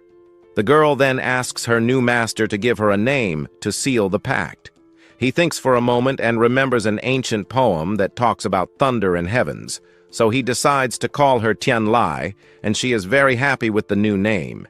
He thinks that, despite her gentle appearance, she has a wild ability and wants to test it. Suddenly, he has an idea and realizes that there is a perfect opportunity for this. Meanwhile, the pink-haired girl waits alone and wonders where he went. The scene then cuts to a barbarian camp in the middle of the forest. He returns and the girl talks about a difficult mission to hunt down the barbarian leader. He says he will help her as thanks and to test the power of his new ally. Then he tells Tianlai to go ahead and show what she is truly capable of. The bird obeys and flies into the dark sky with her body covered in purple lightning. In the sky, she assumes her human form and prepares to use her special ability. With a war cry, she invokes her annihilating thunderstorm ability. A huge storm of purple lightning forms over the barbarian camp. The barbarians look up at the sky without understanding what is happening there at that moment. He thinks that the enemies are too weak and fears that Tianlai's attack is exaggerated. He tells Tianlai to just knock out the leader, and the girl wonders where the bird is. Smiling, the girl says she will obey the order of his master and prepares for the attack. A single bolt of lightning falls from the sky with incredible precision towards the camp. The bolt hits the ground right in front of the barbarian leader without seriously injuring him. The barbarian leader is terrified by the power of the lightning and tries to shoot an arrow. But Tianlai appears in front of him in the blink of an eye, leaving the man shocked. The man is enveloped by lightning and ends up being knocked out by the force of the attack. The girl asks if Tianlai has already attacked, and he watches her curiously about the situation. Suddenly, a branch falls in front of them, and the girl with pink hair gets scared. The bird returns carrying the unconscious leader, and the girl is shocked by how quickly it happened. He then hands the girl a knife and tells her to finish her mission. The girl holds the dagger with trembling hands and agrees to finish the job. With a quick movement, she finally finishes off the target of her mission. After that, the girl with pink hair thanks the boy for all the help he gave. As a thank you, she offers to be his guide in the city since he lives there. He declines the offer because she also helped him find the Thunderbird and says goodbye. As the boy walks away, the girl blushes and hopes they will meet again, alone with his beasts. He thinks he was lucky to get two in one day and now plans the future. With a serious look, the protagonist focuses on his next objective. Suddenly his cell phone rings, and it is a call from his friend Long, and he wonders what it could be. Answering the phone, he jokes and asks if his friend is calling him to eat something. But on the other end of the line, the colleague says that it is not time to eat because he has something important to talk about. The friend then asks if he has ever heard of a place called the Kingdom of Illusion. Meanwhile, we see images of warriors fighting against several powerful beasts. A warrior with a hood faces a monster with very large horns. The friend explains that the Kingdom of Illusion is a virtual place where no one really gets hurt. Inside, it is possible to face several different monsters to train your combat skills. Although it does not give experience, the place is used to train movements and new fighting techniques. He continues saying that his father managed to get a place for the boy because it is very difficult to get in. Our hero becomes thoughtful upon hearing about this unique training opportunity. He realizes that this place is perfect for training the teamwork of his two beasts. Meanwhile, Yi Yi and Tianlai promise to serve the master with a smile on their faces. The protagonist thanks his friend and says he will send him the address so he can go whenever he wants. The chubby friend jokes that he should not forget him when he becomes famous, and the boy agrees.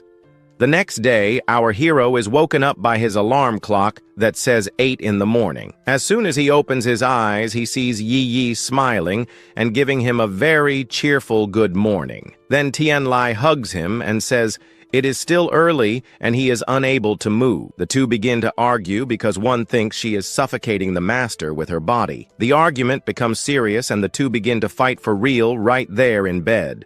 The boy thinks they look like adults but act like children, and that training is urgent. When he arrives at the place, a receptionist guides him and explains that he will enter a capsule. She says that he can choose the difficulty and that the rewards are given by the army. With a smile, he enters the hibernation capsule while his beasts watch him. The system then scans his data and shows that he is a level 15 summoner. A screen asks if he wants to enter the silver-level dungeon, and he accepts the challenge. His little aunt Yi Yi is very excited about the master's decision. The Thunderbird Tianlai also celebrates and prepares for the battle that is to come. The screen finishes loading and wishes our protagonist a good trip. Thank you for watching. Above, the grandiose setting of the dueling arena quickly reveals itself and draws attention. Suddenly, 4 blue wolves surround the protagonist and his 2 companions. The situation is tense. Baring their fangs, the level 13 wolves advance towards the group. Irritated, one of the girls says that she will show who deserves to be at the master's side. The girl charges at the wolf to attack it and immediately shows her sharp claws. The wolf doesn't stay behind and retaliates with a direct attack, trying to hit the girl. The other girl points her finger, showing that she doesn't like her friend's attitude at all. Imposingly, a level 15 wolf appears. With this, The girl becomes even more tense with the situation. Despite this, the blue-haired girl is not intimidated and begins to concentrate her power to fight back. A powerful purple energy is released, showing how strong she can be. We see the protagonist observing the situation, while the two companions prepare to fight there. However, the protagonist complains that the two are taking this fight too seriously. The boy shows concern for the girl's safety and not for the fight itself. Thus, the two realize that they overdid it in the fight, even forgetting their duty. After all, they realize that their main duty is to protect the protagonist at all costs. The tension increases as level 20 wolves approach, showing that the challenge is only increasing. The image focuses on the blue wolves, who prepare to attack the protagonist without mercy. Soon, the system warns that the machine does not cause physical damage, but transmits pain faithfully.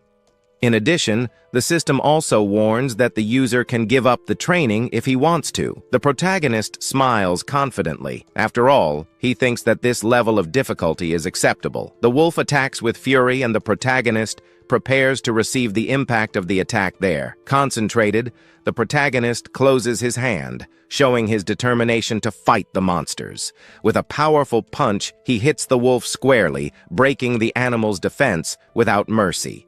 So, the protagonist uses his skill to defeat the wolf with relative ease. The girls are impressed by the strength the protagonist demonstrates at that moment. In turn, the protagonist shows confidence and says he will use everything he has to win. In response, the wolves howl, announcing that the real fight is just beginning. With that, the two girls prepare to fight alongside the protagonist with everything they have. They are ready to fight together and protect the protagonist at any cost there. The boy smiles confidently because he knows he is ready to face whatever comes his way there. So, the two are ready to fight with everything they have to protect their master. Outside, the camera shows the building where everything happens in virtual reality. A group congratulates a boy for passing the challenge quickly. The boy is really good. A girl observes the situation and comments on the challenge that the boy completed masterfully. The friends invite him to play in a group next time since it will be more fun. Watching, a blonde boy looks at her with an interested look, wanting to talk to her. In this, men in suits comment on the results obtained in the virtual challenge and find it all impressive. The data shows that the protagonist completed the final phase in 8 minutes and 59 seconds.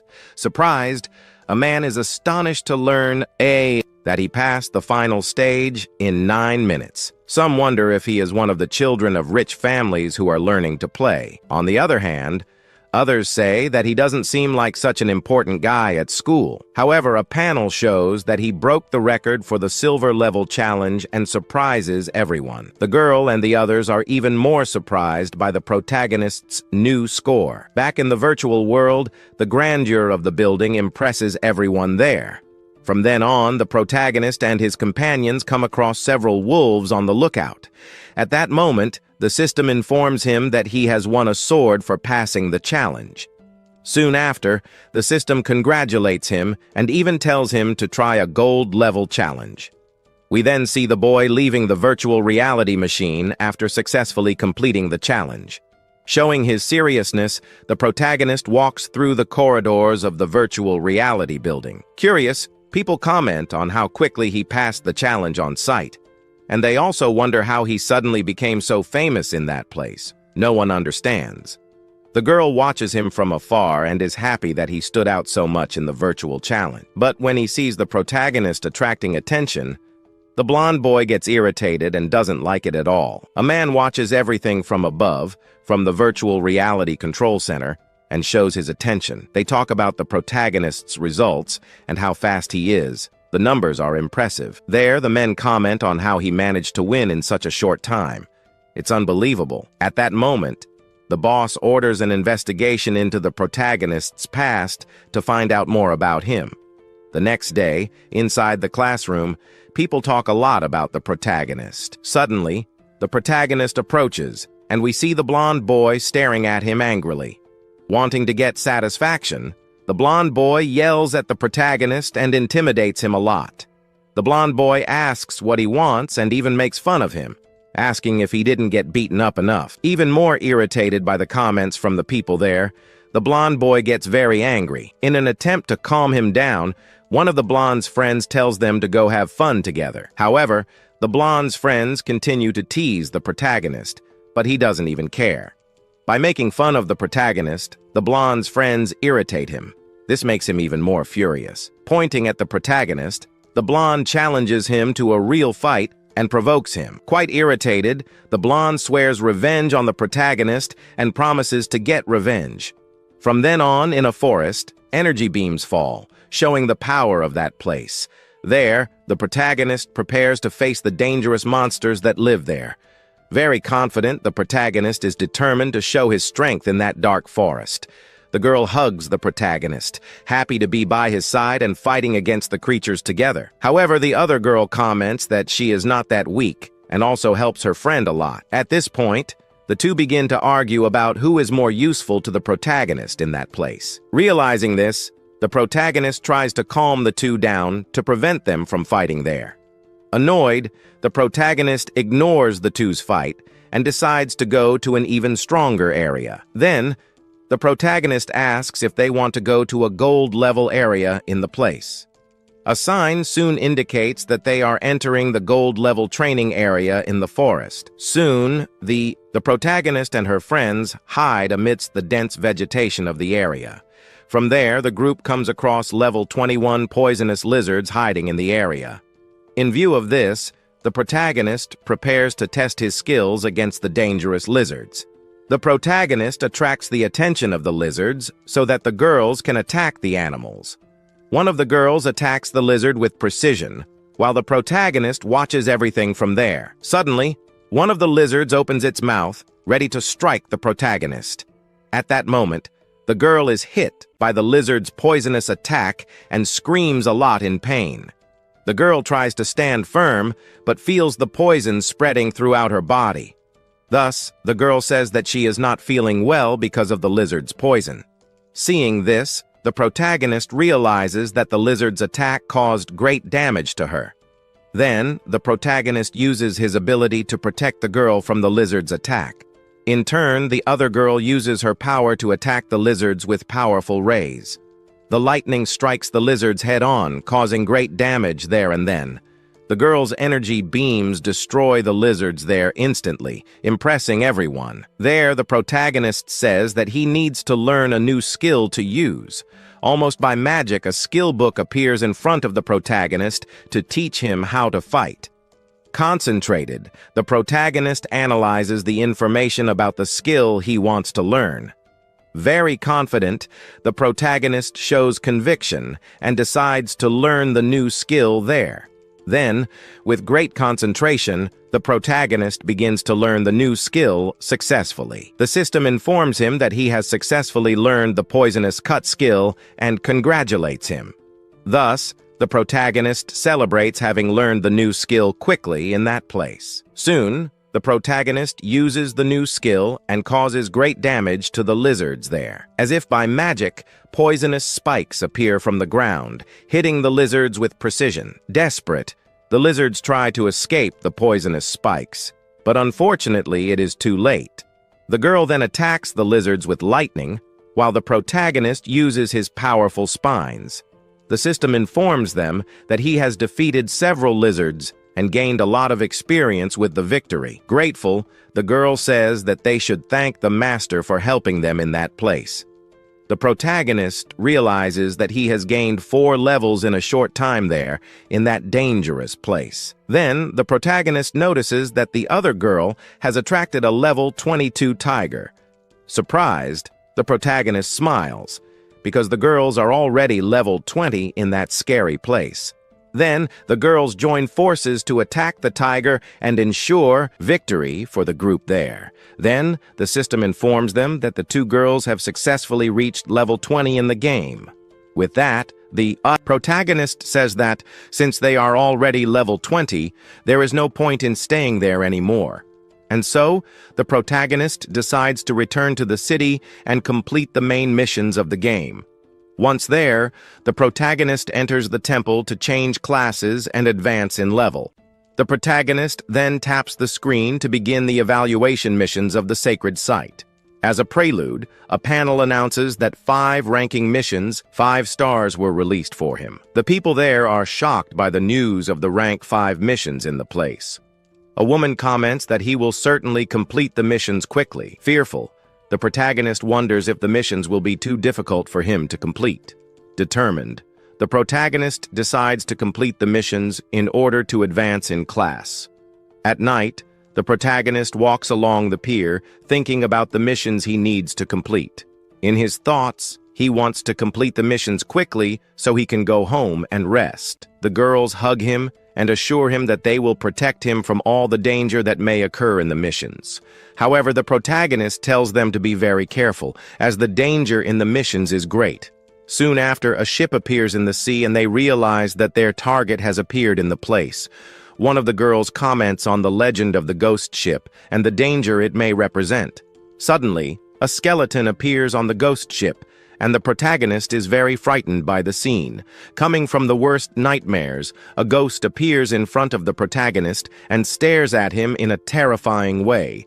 And then, the ghost extends its hand to the protagonist, and he becomes even more frightened by the scene. To finish, the ghost tells the protagonist that he will be the next to enter the ship. In turn, the protagonist is irritated by the ghost's boldness and challenges him right there. Impatient, the protagonist uses his wings of light to mercilessly attack the ghost ship. With that, the protagonist uses all his power to destroy the ghosts that are on the ship. Surprisingly, the system informs him that he defeated the ghosts and gained more experience.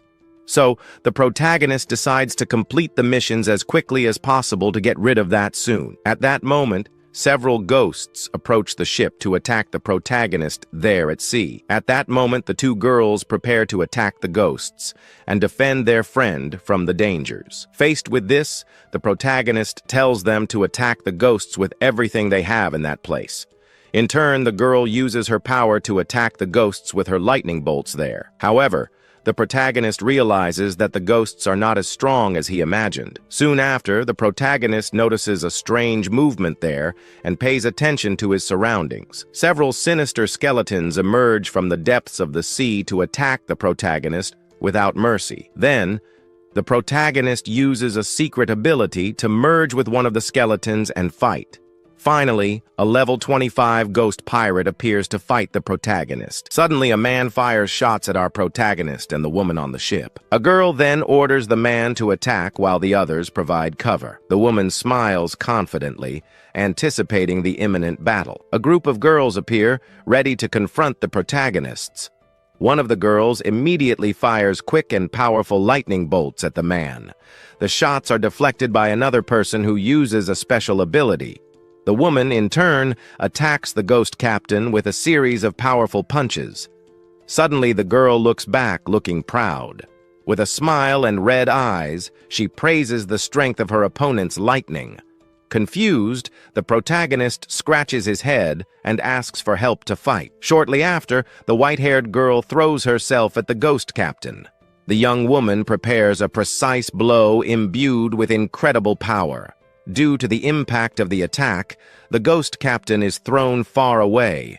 Then the girl joins her hands and releases a devastating energy. The power hits the ghost ships head-on, destroying them completely. Surprised by the girl's power, our protagonist spits out some blood. Shortly after, he gains more experience for having defeated the captain. The 2 women celebrate their victory over their enemies. The protagonist comments that this was a good first collaboration. The protagonist then concludes that the problem of the ghost ships has been solved and that he now needs to head to the Red Forest. The windflower emanates an intense glow while some monsters approach. The hero closes his eyes, concentrating on his senses. With a smile on his face, he announces that he quickly found the second material. The girl speaks up, revealing that the flower is the eye of the wind, and that she intends to get it. The protagonist stops her, explaining that the trees are too dense. Another girl offers to help our protagonist in the mission. 10 minutes earlier, the other girl was already on her way to get the eye of the wind. She hands the item to the protagonist, who praises her work. In return, the ant girl shows sadness for not receiving praise. The ant girl throws herself on the ground and starts digging a hole. The protagonist and the other girl watch the scene curiously. The ant girl continues digging, now in a hole with dark earth. Finally, the ant girl emerges from the hole completely covered in earth. The girl decides to climb a giant tree in search of the Eye of the Wind. Almost reaching her goal, she shows confidence. The girl is about to get the Eye of the Wind for the protagonist. Our protagonist despairs, foreseeing that something bad is about to happen. Suddenly, the ant girl is thrown away with force. Monsters appear to protect the Eye of the Wind.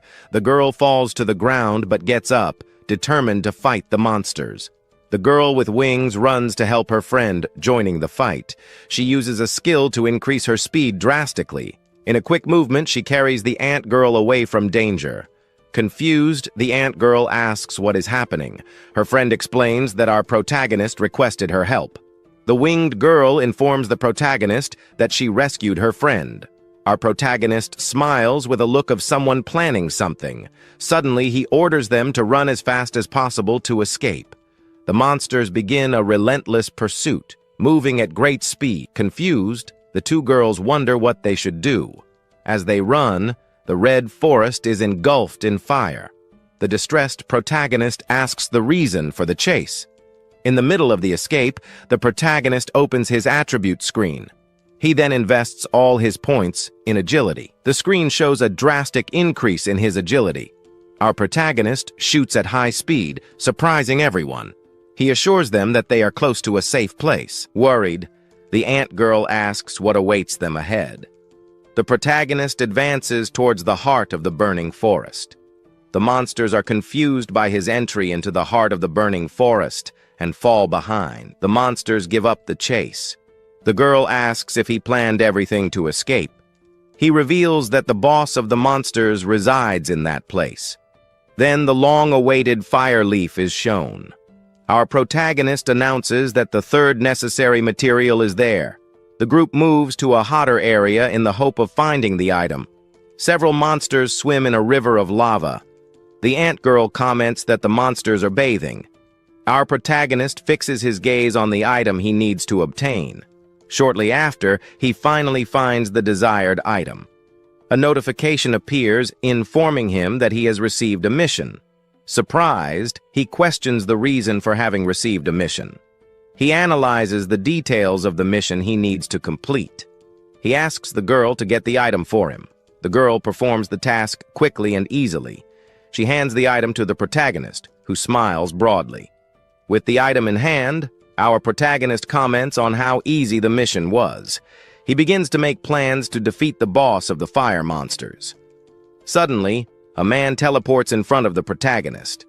The man, accompanied by his henchmen, demands the immediate handover of the item.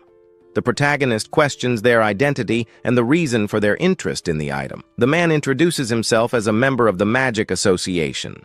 He claims that the association is an organization dedicated to protecting citizens. In reality, this association is a notorious gang in the region. The man threatens, demanding the handover of the item or risk attack. In a sudden fit of ambition, the man changes his mind and demands the handover of the two girls. Pointing at the protagonist, the villain says that he has changed his mind and now wants the two girls for himself. Our hero then responds that they are trash and that they should be recycled to protect the environment. The leader of the group is furious with the answer and wonders what kind of nonsense the boy is talking. Seeing that the young man will not cooperate, the leader orders his henchmen to finish him off and throw him into the fire. The henchmen then prepare fireballs and threaten that if he resists, things will get much worse. Despite the threats, our protagonist remains calm with his hands in his pockets, releasing his aura. The two girls quickly advance towards the henchmen to protect their master. The other girl also releases her power and attacks one of the enemies with a powerful ray, shouting that he will pay. In an instant, all the henchmen are defeated and fall to the ground completely without reacting. The leader of the group is shocked by the scene and wonders how those two women can be so strong. Our hero then introduces himself as a level 20 tamer and reveals that the two are his beasts. He explains that they are ancient beasts and that they can finish off the villain as if it were a joke. The villain thinks that the beasts do not abandon their master, so he plans to hurt the young man so he can escape. Concentrating his energy, he creates a purple sphere and throws it with all his might in the direction of our hero. The girl with blue hair appears in front of the attack and says that as long as she is there, no one will touch the master. The villain is completely shocked to see that his attack was blocked so easily.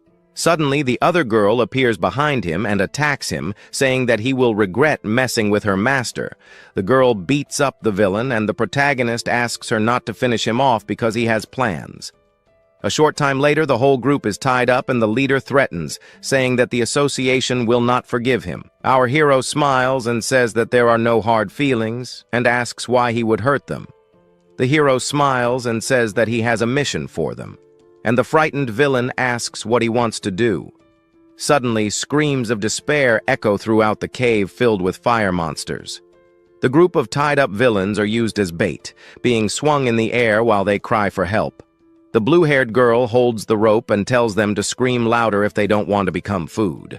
The men beg for their lives and ask the girl not to let go of the rope under any circumstances. They are swung up and down, attracting the attention of all the fire monsters. Our protagonist watches everything with a smile, and the ant girl asks what he is up to. The young man explains that to fish the fire lizard king, you need to have bait to attract it. Then he snaps his fingers and the rope that was holding the villains breaks in half.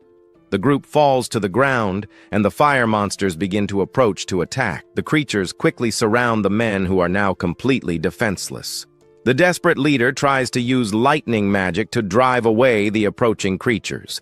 However, the attack has no effect on the monsters who continue advancing without any problems. One of the henchmen warns that the attack did not work, and a huge monster prepares to attack. The hero tells the girl to protect the useless guys so that they do not die so quickly. The girl then prepares to use a powerful skill to paralyze the monsters. The skill creates a large area of lightning that hits all the smaller fire monsters.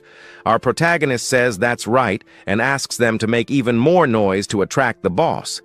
Suddenly, a huge explosion of fire comes out of the lava river, catching everyone's attention. The level 28 Fire Lizard King finally appears, and the hero celebrates that the big fish took the bait. The protagonist says that the plan worked, and orders the girl to bring the monster closer. The ant girl asks about the villains, and the hero says that they won't last long alone. He comments that the guys are criminals, and if the monsters don't catch them, he'll take care of it himself. Then she says that the priority now is the mission, and the ant girl advances to battle. A swift kick connects with a powerful thud, initiating the coordinated assault. The white-haired warrior follows up with a furious strike, aiming directly for the massive red beast's head. With a powerful cry, she tears into the creature's back, trying to rip its tough hide apart. She lands and turns, planning to maintain pressure on the beast to test its true strength. Meanwhile, her winged companion restrains a smaller glowing creature, following her master's orders. Their master watches with confidence, believing they can defeat the Salamander King through teamwork. But then, he suddenly grabs his head in pain, wondering what is happening to him. At that moment, the giant beast lets out a furious roar, sending both of his companions flying. It then unleashes a massive fireball as the young man yells for them to get out of the way. The two women turn in mid-air, bracing themselves to defend against the incoming blast. A massive explosion erupts, engulfing the entire area in a blinding light. After the blast subsides, someone lands firmly on the scorched ground. The young man rushes over to his two companions, who have been thrown to the ground by the impact. He holds the injured Tian-Yi, noting that the level gap is too wide, and considers withdrawing. However, she looks up at her master with resolve, insisting she can still continue the fight. Tian-Yi explains they can't give up on the master's important task, as retreating would only get them chased. Her companion agrees fiercely, stating that his wish is their wish, and she must help him succeed. Both warriors reassure him they will complete the mission as they charge back toward the beast. He is moved by their loyalty, realizing that just as he cares for them, they care for him too. Deciding to protect them, he plans a new strategy, noting the beast's immense size and defense. He observes that neither of his companions can inflict any significant damage with their current attacks. Concluding a frontal assault is too difficult, he realizes they need to change their approach. But then his eyes widen as a new idea suddenly strikes him. He spots the bleeding wound on the creature's neck that the white-haired warrior made earlier. He orders them to continue fighting but to focus on expanding the wound on the beast's neck. The warrior yells with determination, not knowing her master's plan, but trusting him completely. Her blue-haired companion agrees, stating that listening to their master is always the right choice. She follows the order, striking the wound repeatedly to slowly widen the opening. As soon as she creates an opening, her master commands Tame to follow up with an attack. The winged girl obeys, unleashing a massive lightning blast that strikes the beast's weak spot. The ground cracks under the immense force of the attack, sending a powerful shockwave outwards. The two companions stand together, looking surprised by the aftermath of their combined assault. The giant beast glares down at them, taunting that after fighting for so long they still had little effect. But their master appears amidst crackling energy, stating that what they did was more than enough. He takes a determined step forward, his body now surging with a powerful yellow lightning aura. The young man explains that their attacks were only weak when used alone, revealing he can copy their skills. He demonstrates by combining their abilities, activating the ant's berserk mode and giant strength. Using a copied furious strike, he leaps forward to land a more effective blow on the beast. He then prepares to act as a lightning rod, copying defensive skills to endure the coming storm. The youth taunts the creature, informing it that he is about to unleash 1 billion volts of electricity. His powerful strike lands true, its force tearing the monster's existing wound open even wider. He grits his teeth, his body reinforced by copied abilities to withstand the overwhelming power. The full force of the devastating lightning attack surges down from the sky, channeled into the beast. Grabbing the salamander, he tells it to get ready to be turned into a piece of charcoal. A massive pillar of energy engulfs them both, as his companions can only watch the incredible scene. A system notification confirms the mission is complete, and he has successfully obtained the reward points. His companions thank their master, both celebrating a level up and feeling a surge of new strength. Standing triumphantly atop the fallen beast, the winged hero finally expresses his relief. He smiles, exhausted but satisfied that the grueling battle has finally come to an end. As his energy fades, he stumbles forward, but his companions rush to catch their master. He urges them to leave quickly, as the other mages are likely gone and more monsters will soon arrive. The next morning, they arrive at a grand and imposing temple to complete his class advancement. Inside, a system window confirms the mission's success, promoting him to an elite beastmaster. He is pleased with the result, noting that he also awakened 2 new skills, which made the mission worthwhile. Elsewhere, a public notice of the mission's completion leaves a crowd stunned by the incredible speed. A woman in a suit scoffs at their shock, saying that after seeing his progress, nothing surprises her anymore. Back with his team, the young man asks how much stronger his 2 companions have become. The ant warrior boasts that she feels much more powerful, showing off stats that leave her master completely speechless. His winged companion agrees the upgrade feels good, revealing she unlocked a new battle form, which also stuns him. He sulks in a corner, unable to believe the massive stat difference between him and his companions. He decides that since they are his companions, the stronger they are, the better for him. He then remembers the class advancement rewards he had not checked yet, and starts to consider his options. The system offers him 3 new skills: fusion, telepathy, or perception shielding. His companions walk up behind him, curiously asking what he is looking at on the screen. Both girls get excited about the fusion ability, eagerly encouraging him to choose it. He realizes that fusing their powers would be far more effective than simply copying their skills. Convinced, he decides to pick the simple and direct fusion ability for now. His companions cheer for his decision, while he suggests they find a chance to test it soon. Just then, one of his companions calls out to their master, getting his attention. A new mission alert appears, surprising him with its timing as his team looks on. The mission requires him to bind a third Imperial beast, offering a reward of points. He smiles, thinking to himself that this type of mission is practically a guaranteed win. Hearing this, the ant warrior begins to cry, afraid her master might not want her anymore. A hand gently pats her head, offering a moment of comfort to calm her down. Her winged companion reassures her, stating that their master would never abandon them. His winged companion smiles and asks for confirmation that he would never leave them, making him look nervous. He quickly changes the subject, stating their priority is to continue training for a big event coming up. Both of his companions look surprised, asking him what big event he is referring to. A few days later, a speaker addresses a crowd of students at the Wuzhou High School entrance exam ceremony.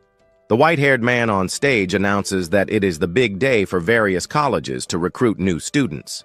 In the crowd, the young man thinks he almost forgot the exam, glad he remembered before a certain Ice Sister got mad. Suddenly, his ant companion's voice cries out in his mind that she does not want to stay put. Inside his beast space, the girl is crying out for her master, who tells them both to calm down. He feels bad for putting them in the storage space, but knows this formal event is not the right place for them. The speaker on stage welcomes the university leaders with a round of applause from the students. He introduces two of the representatives, Director Li from Beitian Academy and Director Liu from Qingji Academy. His friend gets excited, remarking that it is rare for two top empire academies to recruit in their small town. The friend asks the young man which of the two prestigious schools he would prefer to attend, but he points to the stage, more interested in knowing which academy the man in the military uniform represents. The announcer introduces him as Chief Ye Tai from the military academy, a figure his friend calls a true big shot. His friend asks about his current level and what beasts he has contracted, to which he replies, he is level. The friend notes how much stronger he seems, but the hero casually asks about his companion's own class advancement. Nearby, a blonde-haired youth scoffs at them, muttering about someone's empty boasting and lies. He then loudly confronts the hero, telling him to admit his lack of strength instead of bragging shamelessly. The hero's companion steps forward defensively, but the young man calmly acknowledges the newcomer, Feng Yong. Feng Yong brings up a past gambling debt of 100,000 dragon coins, demanding to be paid back immediately. The blonde youth points aggressively, declaring that the hero is no match for him today, but his opponent just seems unfazed. With a smirk, the young man replies that Feng Yong is about to be very disappointed. Before they can argue, the announcer on stage declares the start of the exam, which has two parts. He explains the initial level test is mainly for students to assess their strength and form teams for the next stage. The second stage is a practical exercise that will judge their teamwork and adaptability on the battlefield. A blue-haired girl listens intently as he mentions the top 3 teams will get special resources and priority selection. To prevent cheating, he announces that only pure teams of students can advance to the end.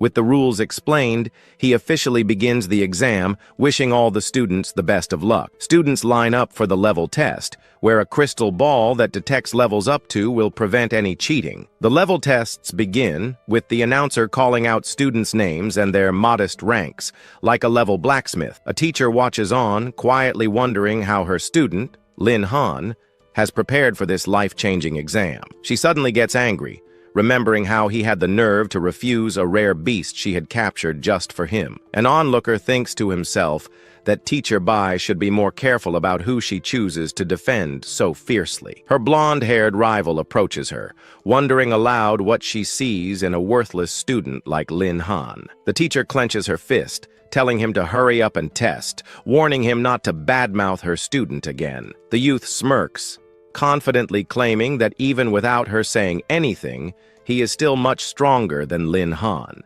He steps forward to the crystal ball, vowing to show everyone his innate talent as it lights up, showing level Teacher Bai looks on in disbelief, shocked to see he has reached the rank of an elite giant sword user at level. The crowd murmurs in awe, realizing his high score will make him a top recruit for the university directors. The rival turns to the hero, telling him to see the huge gap between them as he is now the strongest in the school. But the protagonist calmly suggests he might not be the strongest because his score has just been beaten. He points past his rival, who turns around with a confused look on his face, wondering what he means.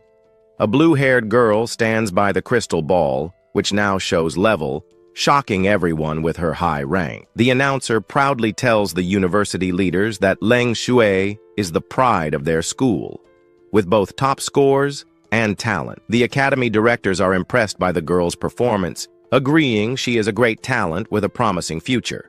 The military director then asks about another top student named Lin Han, wondering if he has arrived yet. Just then, the announcer calls out his name, and the hero steps forward with a calm smile. The military man recalls that Lin Han is the student who broke a previous record, curious to see his performance. His rival taunts him, stating that the test will expose any lies about his true strength. The blonde youth smirks, eagerly waiting to see the hero humiliate himself in front of everyone. His teacher becomes furious, clenching her fist and thinking the rival needs to be taught a lesson. But the hero calmly stops her, telling his teacher the best way to deal with a clown is to put him in his place. He adds with a confident smile that he can no longer wait to do exactly that. Seeing his confidence, she simply smiles and encourages him to go ahead with the test. The youth places his hand on the crystal ball, wondering what will happen since he has already passed level. As his hand touches the orb, the energy inside it begins to surge and crackle uncontrollably. The crystal ball starts to shake violently, and his teacher nervously asks if this is normal. Suddenly, the orb cracks under the immense pressure, with bright light bursting from within it. The crystal explodes into countless pieces, showering the hero with glowing fragments as he stands in shock.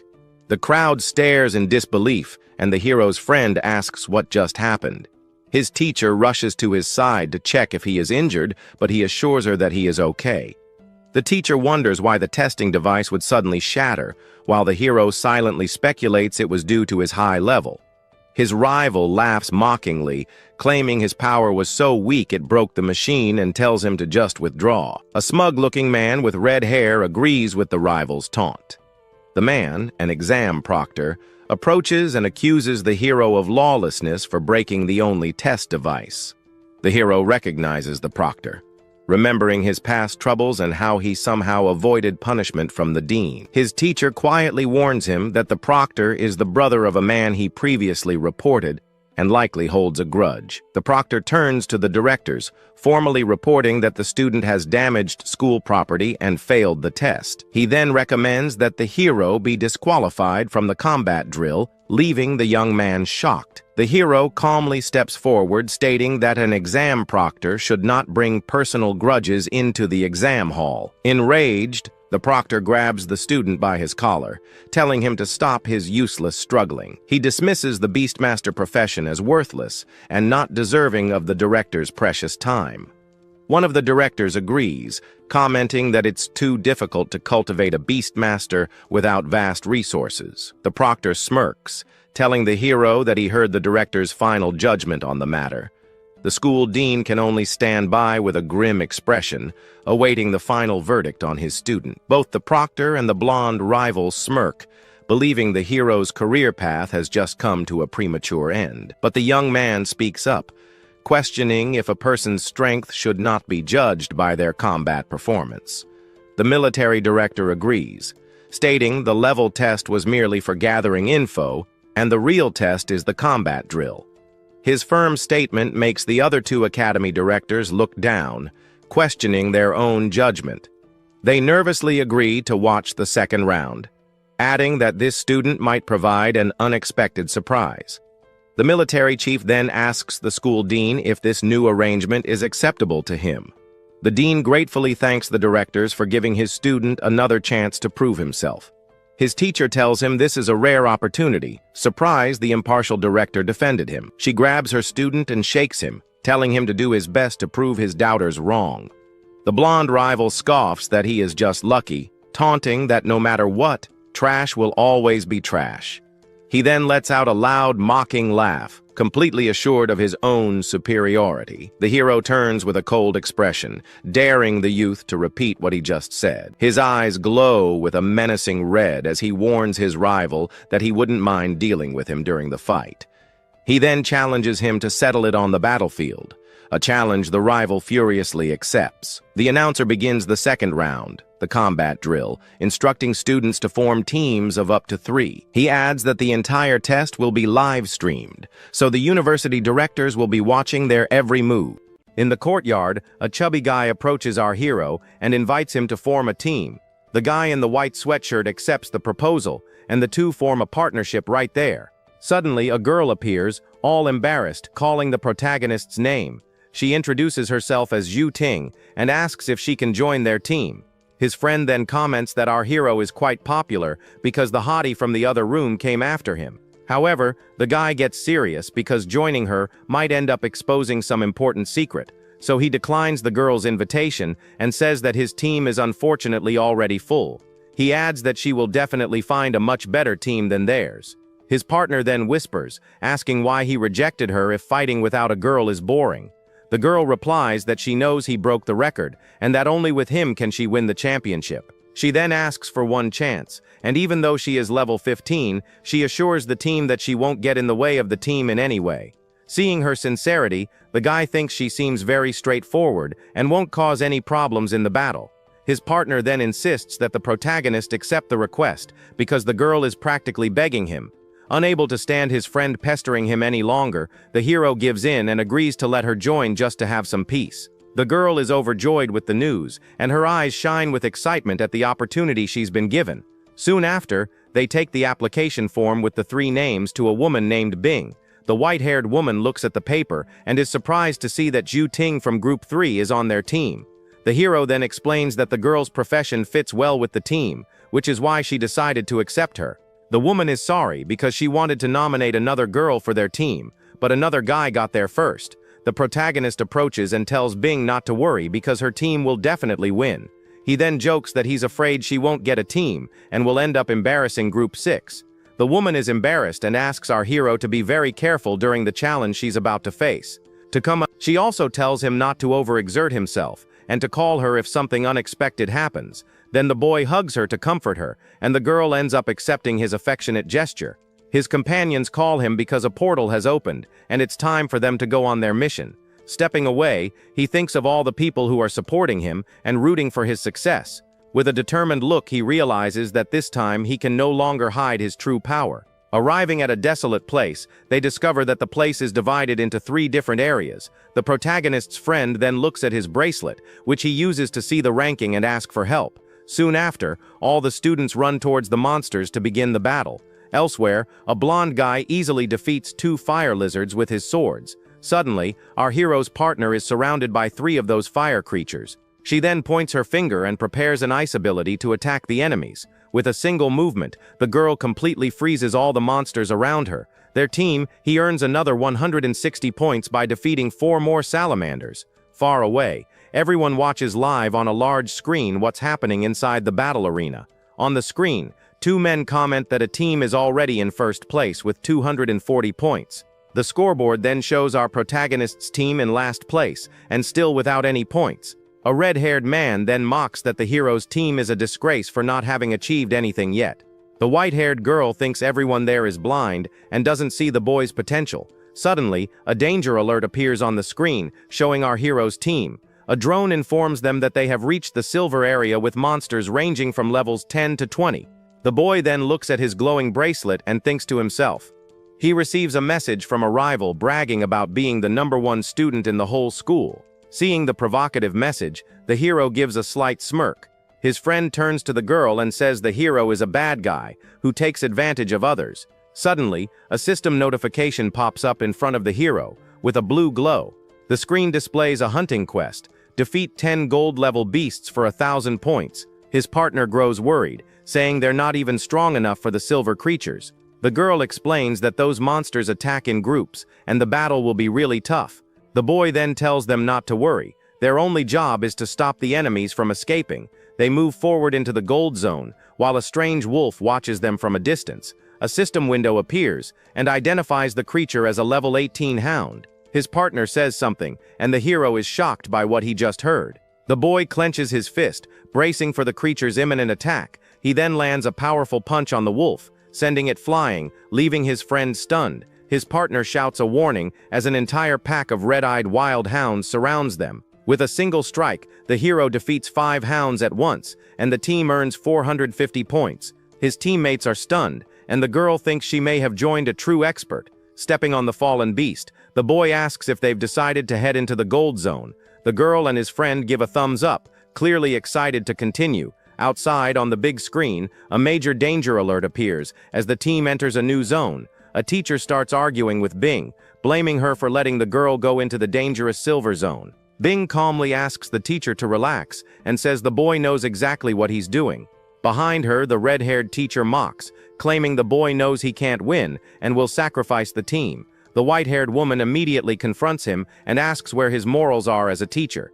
He replies that the area isn't meant for rookies and says the boy's teammates are done for. Suddenly, one of the teachers gasps and asks how the hero's team scored so many points. The big screen updates, showing the boys' team has earned 450 points and jumped to 10th place. A high-ranking official is stunned to read the boys' name on the scoreboard. Soon after, their score rises again. The team gains another 120 points in total. Shocked by the numbers, Bing orders the cameras to pull up the hero's team footage.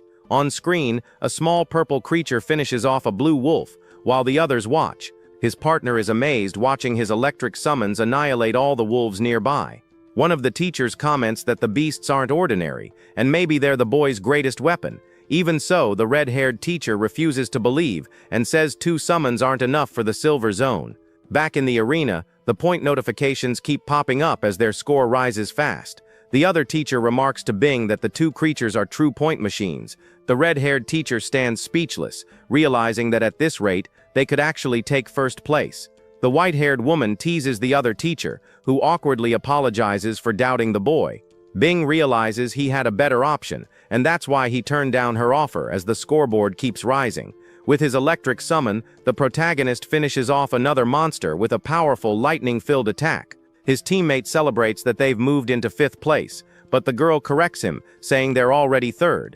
The boy then informs the team they've cleared the area and need to find a new spot. His partner is amazed by his strength, and the girl adds that no one in their class is even close to his level. With a side smile, the protagonist then asks, "Whoever said I was in my 2nd transition?" His teammates are shocked and ask if the boy is already in his 3rd transition. His friend asks how he reached the 3rd transition, and the boy tells him to calm down and talk properly. The hero says the silver zone is no longer enough, and that he'll lead them into the dreaded gold zone. Watching from the big screen, the other teacher is stunned and wonders if they've gone insane by entering the gold zone. Professor Bing looks worried, wondering if the boy will really be able to handle such danger. The red-haired teacher mocks, saying the hero is full of himself and an idiot for overestimating his strength. The white-haired woman confronts him and asks if he doesn't see that the summons are as strong as gold-ranked monsters. She adds that a good teacher should trust their students, and the man has no reply to that. Angrily, the teacher remembers that the hero sent his brother to prison and swears he'll get revenge. Right after that, we see the border of the zones, with several blue wolves already defeated on the ground. In that area, a blonde guy says that at this pace, the protagonist will never catch up to their points. Suddenly, a message appears on his phone, and the boy stops what he's doing to read it. The red-haired teacher informs him that the hero's team is now in 2nd place and entering the gold zone, then shares a location. His partner suggests they don't move forward. If they run into silver monsters, it'll be a problem. But suddenly, the blonde disappears, and the girl wonders where he went after defeating that blue wolf. With a scared expression, she senses a powerful creature approaching the area. Moments later, the boy appears running from a giant level 20 ape, yelling for his partner's help.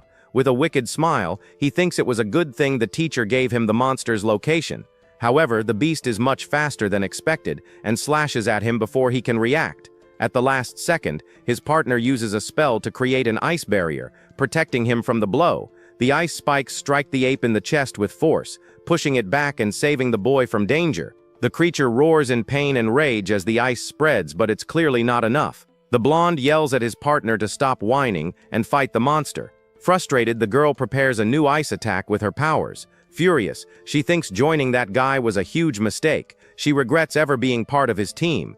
With a furious roar, the giant beast easily breaks the ice crystals stuck to its muscular body.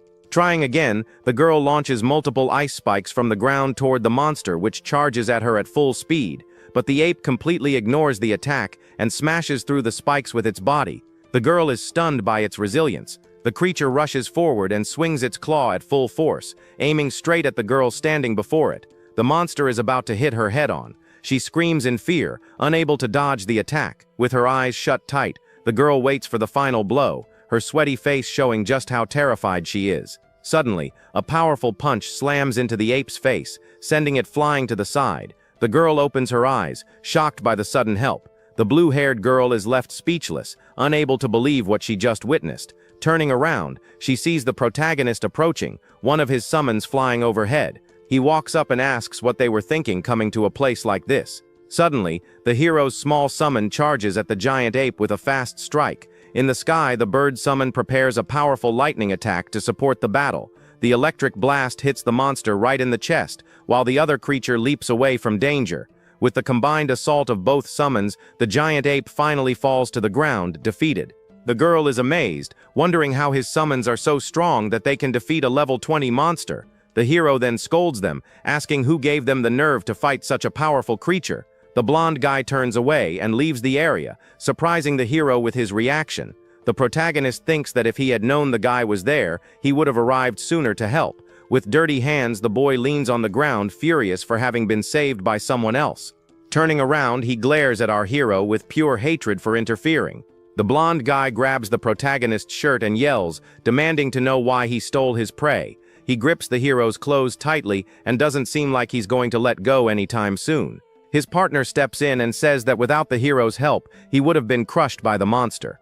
Annoyed with the girl, the guy shrugs off her hand and says he didn't need to be saved. Tired of his attitude, the girl slaps him across the face, leaving him stunned. Furious, the blonde stares at her, but the girl meets his gaze and says she's not afraid of him. She reminds him that they had a deal and that their relationship is strictly transactional. She warns him that if he keeps acting like this, things won't end well for him, and the guy is left speechless with rage. The hero comments that the fight was fun, but he needs to go since his friends are waiting. With a wicked smile, the blonde thinks to himself that the hero's arrogance won't last long. The rival adds that he prepared a special gift for the protagonist in the gold zone. At the edge of the gold zone, the hero's teammates worry about how long he's been gone. Suddenly, the protagonist returns and asks his friends if they're okay after all this time. His friend runs toward him crying and desperately asks where he's been all this time. He clings to the hero's leg, sobbing in fear from being stuck in the dangerous gold zone. Suddenly, a blue creature leaps from the shadows and charges straight at them.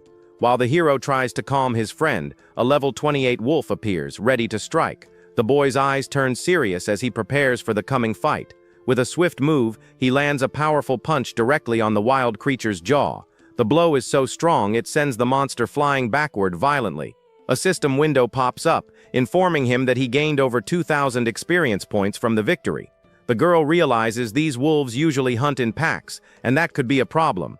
Moments later, an entire pack of level 28 wolves surrounds the team, but the boy just grins confidently.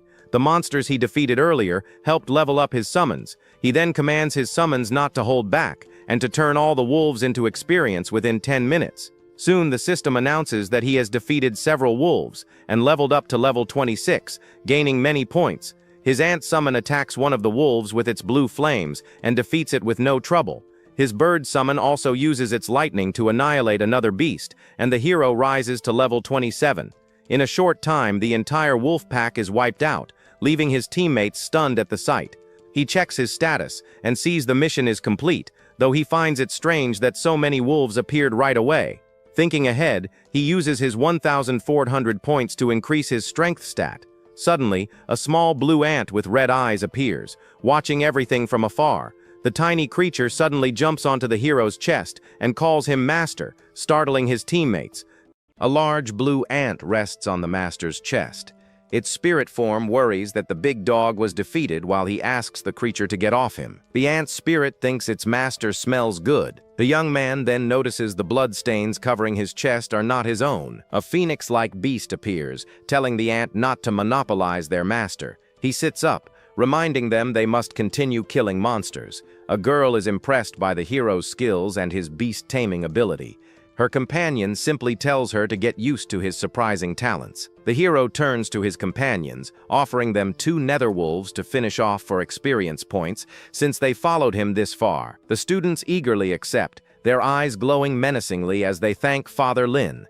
Even the wolf seems intimidated by their sudden change. After the battles, the boy checks his wristband, curious about their current ranking in the competition. He is stunned to see their team is in first place with a massive lead. His companion calmly tells him they took the lead some time ago. Elsewhere, 2 men watch the rankings on a large screen. One notes the incredibly high score, crediting it entirely to Lin Han's efforts. The larger man clenches his fist with determination, declaring that his school, Kungsheng, must recruit the talented student. His companion scoffs, questioning Kungsheng's ability to teach beast tamers. He insists the young man should join his school, Baitian, instead. The Kungsheng teacher questions Baitian's greatness and resources. The Baitian teacher retorts that they are stronger, daring him to a fight. Nearby, a woman and an older man watch the argument unfold. She is surprised to see 2 major schools fighting over one of her students. The 2 men agree to settle it with a fight. The winner gets to recruit Lin Han, and they agree not to back out if they lose.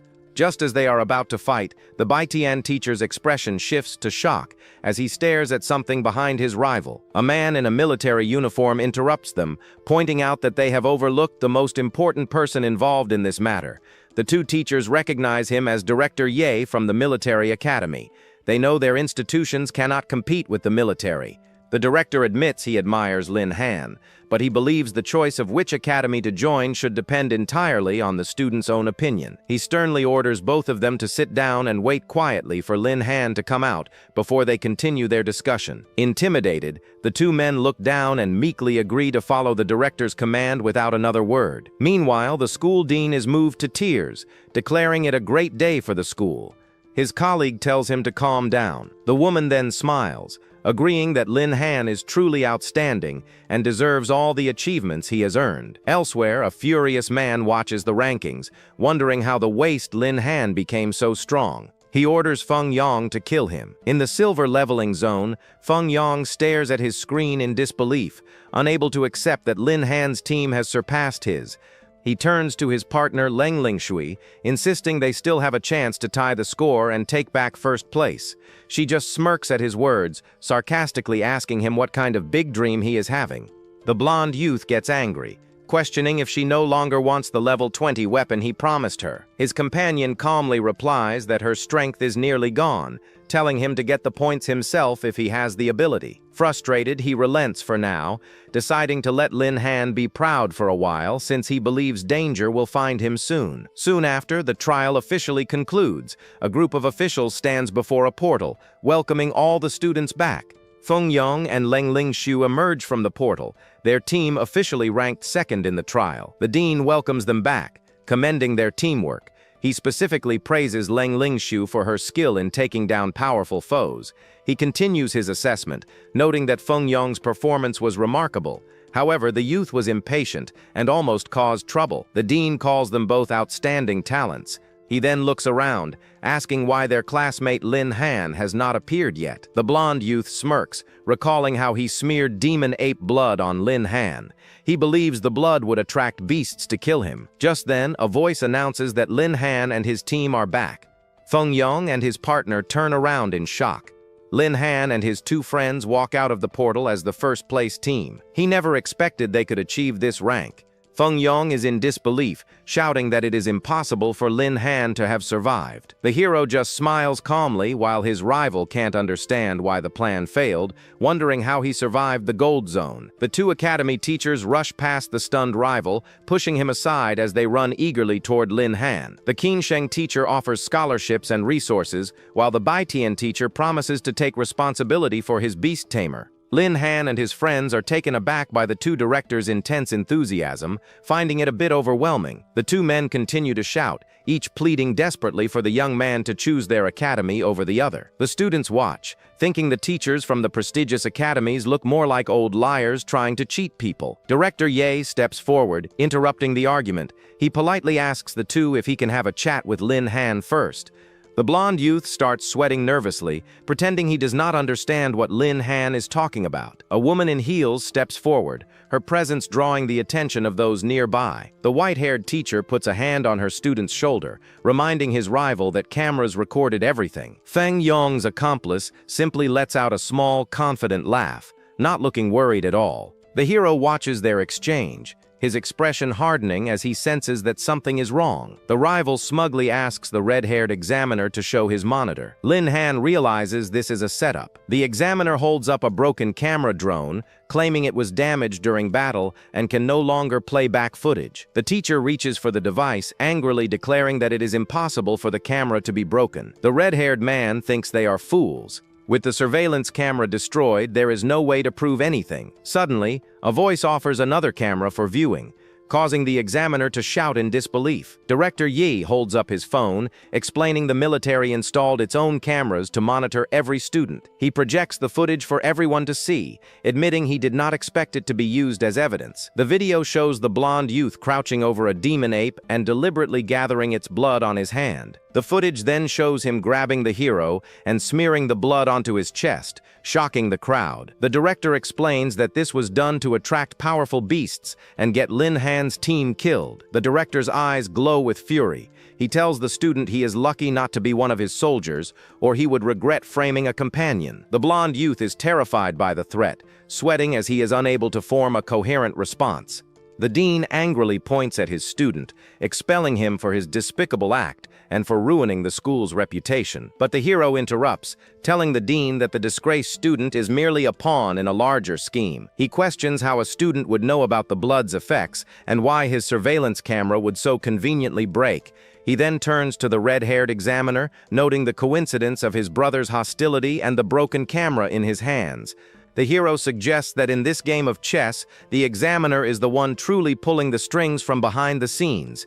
The examiner quickly denies any involvement, raising his hands and claiming he would never do such a thing. He even expresses his shame for being associated with such a despicable person, trying to distance himself from the plot. The disgraced student panics, turning to the examiner and begging him not to abandon him like this. He confesses that it was the examiner who sent him a message about the blood and ordered him to frame the hero. Before he can say more, the examiner silences him with a swift and powerful kick directly to the face. The force of the blow sends the blonde youth flying backward, and his phone falls from his pocket as he hits the ground. A hand reaches down and quickly picks up the fallen device from the ground before anyone else can react. The white-haired teacher now holds the phone, looking at its screen with a curious and focused expression. The teacher is shocked to find a message from the examiner on the phone, confirming the student's story. Panicking, the red-haired man lunges forward, shouting that it is a false accusation while trying to grab the phone. The school's dean appears behind him, his face filled with rage as he scolds the examiner for his despicable behavior. Without hesitation, the dean delivers a powerful punch, slamming the examiner into the ground with overwhelming force. With the culprit subdued, the dean suggests they hand him over to the military for proper punishment. The director looks down on the fallen man, promising him a punishment he can't imagine for abusing his power. The other academy teachers agree, declaring that neither of their prestigious schools will ever admit the disgraced student. Hearing this, the blonde youth collapses in despair, realizing that his future is now completely ruined. Lin Han reflects that his pet ant, immune to the demon blood, was the key to discovering the scheme so quickly. He is also impressed by the director's skill, thinking it would be great to enter the military academy. Just then, the military director turns and addresses the young hero, capturing his full attention. He praises the student's performance and officially invites him to the military academy, but warns of its rigorous training. The director tells the young man that the choice is his alone, urging him to consider the difficult path carefully. He advises the student not to rush into a conclusion, suggesting it is better to take a closer look at all options. At that moment, the other two academy teachers rush back in, boasting that their faculty is the best in the empire. The dean watches the scene unfold, noting it is the first time colleges have competed so fiercely for one of his students. He decides to support him. Later, on a large stage, the dean announces that the exams are over and the awards ceremony will now begin. He starts by announcing the third-place winners, a group of 3 smiling students who proudly accept their ranking. Second place is awarded to Feng Yong and Leng Ling Xu. The blonde youth grinds his teeth in fury while his partner remains emotionless. Finally, the first-place prize goes to Lin Han and his 2 companions, who step forward looking confident and proud. The dean presents the young hero with his prizes, a villa in the city center and an advanced skill book called Heavenly Fist. He also receives a gold-level amplification necklace that can boost his attributes by 20% for 3 minutes. Lin Han expresses his gratitude to the school, while secretly feeling excited about the villa where he can live with his companions. The dean tells him to save his thanks for when he returns successful, then asks the teacher, Bai Bing, to show him the villa. A car drives along a path leading to a large modern villa surrounded by towering skyscrapers. Inside the car, the teacher asks Lin Han if he has decided on an academy. He admits he does not know and asks for her advice. She suggests Qingbei for a stable path, but adds the military academy is excellent for training and pursuing greater goals. The hero considers this, thinking that without his system, Qingbei would be best. But with his regression ability, his needs are different. He realizes that what he lacks most are beast-taming points, which he can only gain through honing his skills in battle. He then tells her there is no need to consider it further and that he will go to the military academy. She smiles, offering her future support. He nods, realizing her family can't help with the military academy. He thinks she is just trying to spare him from any pressure, but he smiles, feeling no pressure at all. With his 2 spirit companions by his side, he feels completely confident. His 2 spirit companions appear, agreeing to serve him well. Seeing them, he playfully admits that perhaps there is some pressure after all. A hand grips the steering wheel tightly as the vehicle moves at incredible speed. A black car drifts sharply around a corner, its tires screeching against the asphalt. The abrupt maneuver leaves the young man inside looking startled and a bit unsteady. He lurches forward, bracing himself as the car comes to a sudden and complete stop. Now resting his head on his companion's lap, she asks if he needs a beast, offering to help him find one.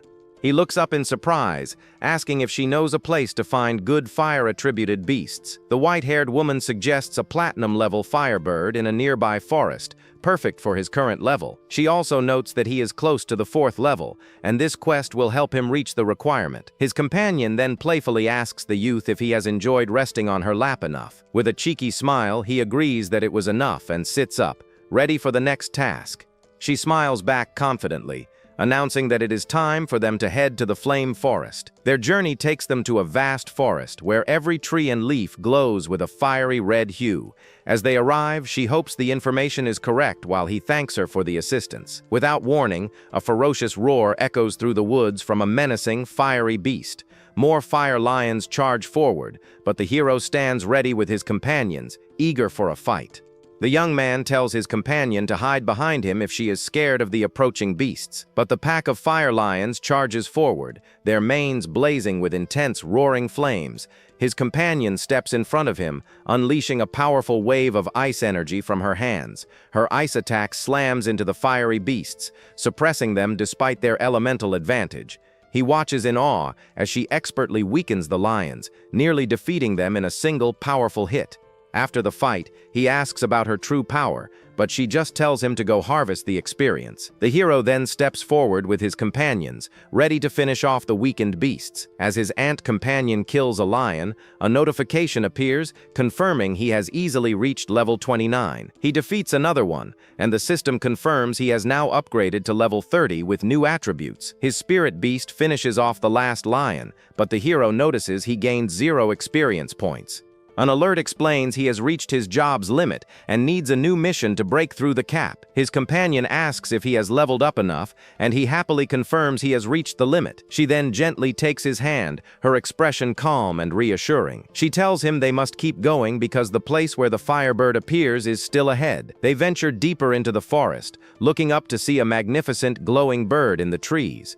His companion confirms the information was correct. The youth smiles, declaring that it is now his turn to fight. He gets into a ready stance, preparing to launch himself towards the fiery beast. The young man leaps into the air, launching himself directly at the firebird. His companion watches with a surprised expression, wondering when he learned how to fly. The hero smiles, thinking it is time to show off his true strength in front of her. He points to the sky, calling upon his loyal ant companion, Ai, to join the battle. Ai faces off against the giant firebird, ready to attack the much larger creature. As the two beasts clash, the hero commands his companion to use its massive force. The ant's powerful attack sends the firebird crashing down onto the volcanic rocks below. With the creature weakened, the hero steps forward, activating a contract spell to tame it. A system window displays the stats of his new beast, a level 35 Crimson Flame Blazing Firebird. He notes its stats are low for its level, realizing he still has to rely on his ant's special ability. His companion says he is capable and she can now leave. He asks if she is going to work. She explains she is leaving the city and that the rest of his journey depends on him, believing in his future. She stops walking, her black heels planted firmly on the fiery ground before she departs. She tells him to come find her later and surprise her. He looks at her, promising that he definitely will. He watches her car drive away through the fiery forest, his new bird companion perched on his shoulder. With his friend gone, the hero turns to the firebird, ready to begin its ancestral awakening. He commands the beast to begin, and it erupts in a massive burst of brilliant flames. The creature's eyes glow with an intense fiery light as its transformation reaches its peak. A notification confirms the beast has reverted to its ancestral form, revealing a woman in a red outfit. A system window shows her new stats as the true Phoenix, one of the 10 ancient evils with immense power. The newly transformed Phoenix embraces her master, while he celebrates gaining another powerful companion. Now with a stronger team, he arrives at the massive Job Change Temple to take his transfer quest. He receives a 5-star mission to kill 50 lizard turtles in the Bitterwater Swamp. The hero accepts the difficult mission, feeling confident that he is no longer the same person he was before. Inside the Grand Temple, many adventurers gather around the quest boards.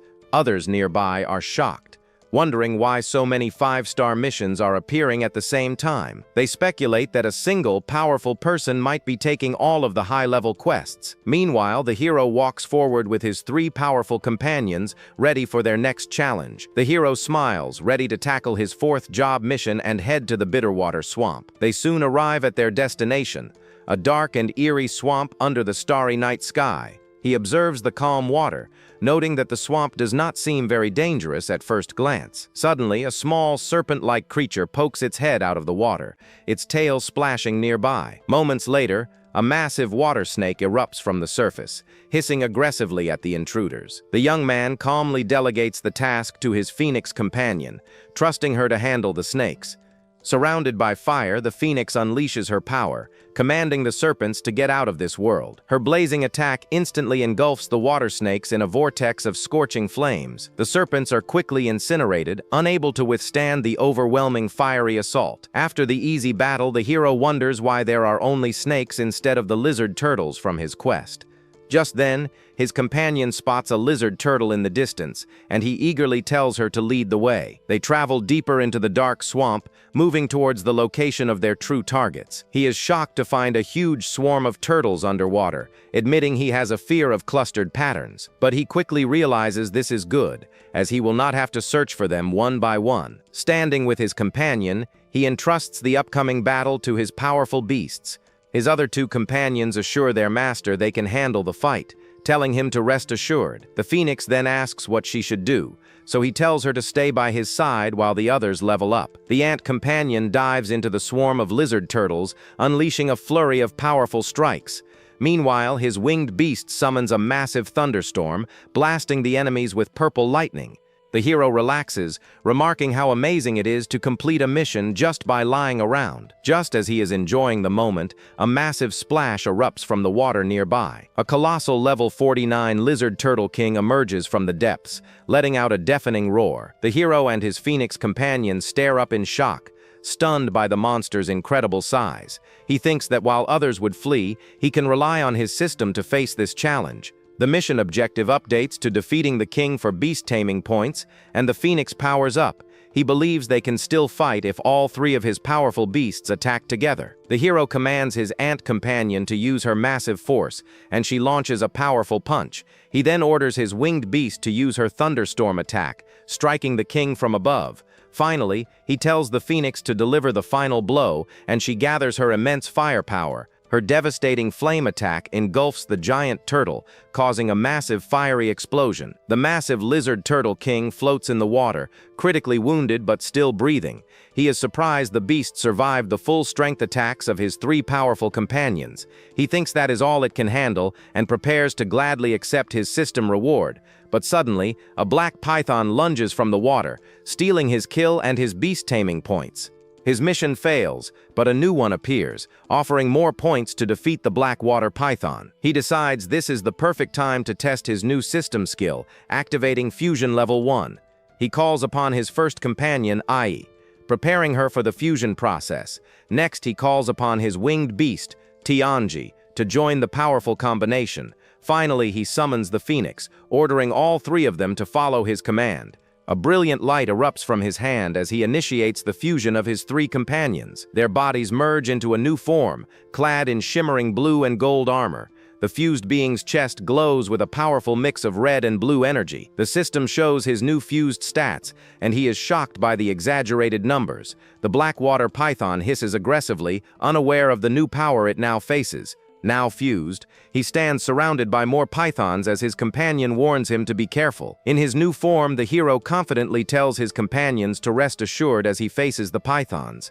He channels the power of his companions, unleashing a powerful attack he calls Phoenix Flame. Beams of fiery energy erupt from his body, instantly striking down all the surrounding snakes. He gets no experience due to his level cap, then declares it is now the Python King's turn. The massive Blackwater Python King lets out a ferocious roar, ready to challenge the armored warrior. The hero combines his beast's powers, preparing to unleash a frenzy of force and phoenix flames. The energy slams into the giant serpent, creating a massive blast upon impact in the water. But the beast endures the attack and lunges forward, attempting to bite the fused warrior. He explains he wanted to spare it for study, but its surprise attack showed no respect. The warrior declares that with the system's help, he can bind even the most ferocious beasts. As he faces the python, the wounded Turtle King lunges from below, forcing him to fight both. He unleashes a combined attack of Phoenix Flame and Thunderstorm against the two giant monsters. The powerful elemental combination results in a massive, brilliant explosion that fills the area. When the dust settles from the powerful blast, a system notification appears before him. He has defeated the beast, obtaining a platinum-level item called the Black Tortoise Shield. In his fused form, the hero absorbs the essence of the defeated monster.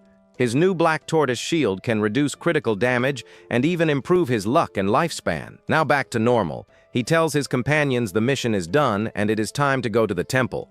But suddenly, he grunts in pain, a bead of sweat running down his face as he weakens. His companions rush to support him as a notification explains the fusion skill has left him weakened. Later, at the Job Change Temple, he places a hand on the crystal, completing his mission. A system window confirms he has successfully completed the 4th job change to Beast Tamer. He reads about his new skills, which include invisibility, stealth, and even a short-range teleport. To his surprise, reaching the 4th level has also triggered another special system reward. He is offered a choice between 3 skills and chooses the Perception Shield to complement his stealth. A blue aura surrounds him as the system successfully implants the new skill into his body. His status screen updates, displaying his new hidden class, stats, and a long list of powerful skills. With his power significantly boosted, he smiles, deciding it is time to report to the military academy. He arrives at a busy city plaza where a large, glowing teleportation circle is active. He decides to keep his beasts in their smaller forms to avoid drawing attention in the crowded place. A voice suddenly calls out his name, catching the young man's attention in the busy city plaza. He turns to find two of his old friends, a cheerful boy and a girl, happily waving at him. His friend reminds him they promised to attend the same academy, while the girl adds that she will join them. The youth happily puts an arm around his friend, admitting their coincidental meeting was a fun surprise. Agreeing to stick together, the two boys walk towards the portal, with the girl following them. Later that evening, the group checks into a modern hotel to rest before heading to the academy. But the hero finds it impossible to sleep. Annoyed by his friend's incredibly loud snoring, he sits up in frustration, worried he will be too tired for his journey through the forest tomorrow. As he lies back down, a voice from his companions tells him not to worry, as they have a solution. His three spirit companions appear in the room, combining their powers to create a glowing energy sphere. He realizes they can create a soundproof space, allowing him to finally get some peaceful rest. While he sleeps, his companions begin playfully arguing over who gets to be closer to their master. The Phoenix companion wraps her arms around him, declaring that their master belongs only to her. The others bicker back, with the winged beast warning the Phoenix not to push her luck. Meanwhile, in the fallen forest, a scout reports that 3 freshmen have entered their territory. As the group ventures into the forest, the hero is suddenly alerted by a system prompt warning of a malicious energy wave. Reacting instantly, he grabs his 2 friends by the back of their necks, shoving them forward. He pushes them to safety just as a fiery blast strikes the ground where they were standing. A massive clawed paw lands heavily on the scorched earth, surrounded by glowing embers. A level 40 flame Black Panther appears, and the young man tells his companions to get ready for battle. His friends are stunned, realizing the rumors about a dangerous entrance exam for the academy were true. The hero tells them to stay back and leave the rest to him, charging forward to face the monster alone. The fiery beast narrows its glowing eyes, preparing to launch a swift and deadly attack. In a flash, it teleports across the clearing, reappearing right behind his unsuspecting friends. The young man turns in shock, not expecting the creature to have a teleportation skill. As the panther lunges, the girl shouts a warning to her companion, who is directly in its path.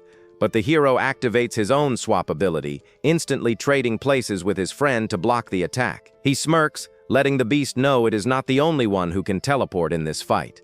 He then summons his ant companion, confidently ordering her to use her great force. The small beast flies forward, slamming into the much larger panther with incredible power. The hero scoffs at the so-called entrance exam, declaring it too weak after his easy victory. His friends are relieved, thanking him for helping them pass the military academy's test so easily. He smiles confidently, telling them they will not regret their decision to stick with him. But a new system alert warns him of more malicious energy, making him realize the trial is not over yet. He quickly shoves his friend out of the way, shouting for him to be careful as danger strikes. The youth's expression turns serious as he prepares for the new, unseen threat lurking in the woods. He pulls out an unexpectedly long needle, causing his companions to stare in shock at the weapon. He warns them that something is wrong with this trial as they all stand guard, ready for an attack. The hero realizes his energy detection failed, wondering if the enemy can somehow conceal their presence. Suddenly, another student lunges from the trees, launching a surprise attack directly at him. But the hero easily catches the punch,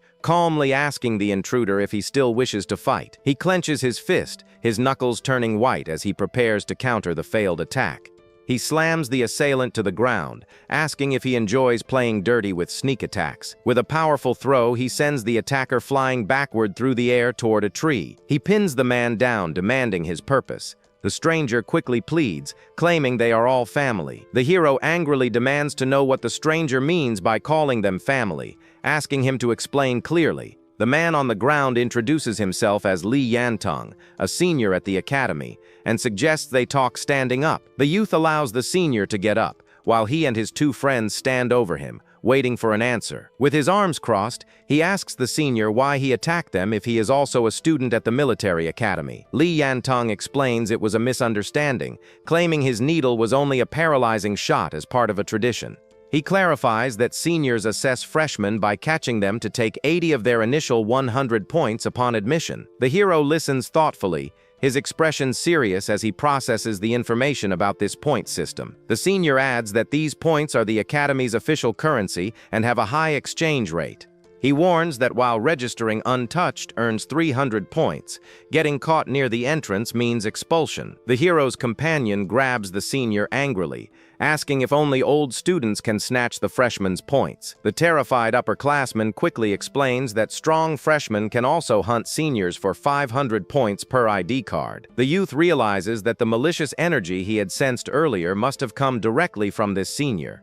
He thinks about the new information, intrigued by the fact that freshmen are allowed to hunt veterans. A confident smirk appears on his face as he suggests to his friends that they should become the hunters for once. He then asks the terrified senior for the contact information of other upperclassmen nearby, making the man very nervous. The hero smirks, informing the senior he has been caught. He adds that the man will now lose 500 points, which is a significant amount of money. The senior panics, realizing that amount is nearly all his savings. He worries that cooperating with the freshman could ruin his future at the academy. The youth then offers a deal to ease the man's fears. He promises a 50-point rebate for every senior the upperclassman helps them defeat. The senior confirms he only needs to call others over, not fight. The hero agrees but makes it clear that the generous offer will not be increased. After a moment, the upperclassman agrees to cooperate. He makes it clear he will not join the fight, and they shake hands to seal their new deal. The man then asks how they can prove their victories. He explains that every senior carries a special ID card, which can be used to redeem points. The young hero smirks, finally understanding the mechanics of the trial. The key to winning this game is collecting the valuable ID cards from seniors. The hero tells the senior he can start now. The nervous man reluctantly hands over his own ID card to the girl standing beside the young hero. Using his phone, the senior nervously calls a friend named Old Wang. He apologizes, explaining that he was forced into this situation. Meanwhile, another student walks through the dark forest, checking his phone.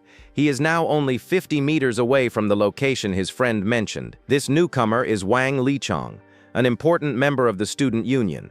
He arrives at the spot, expecting to find his friend, Li Yantong. He spots the hero's two friends resting carelessly by a tree. The senior scoffs, ready to teach the freshman about the cruelty of battle. With a confident shout, he lunges forward to attack the unsuspecting pair. He declares that he will be taking their combined 160 points, but as he lands, his foot slams into empty ground, cracking the earth beneath him. The two freshmen have mysteriously vanished from sight. The senior looks around in complete shock, his eyes wide with confusion.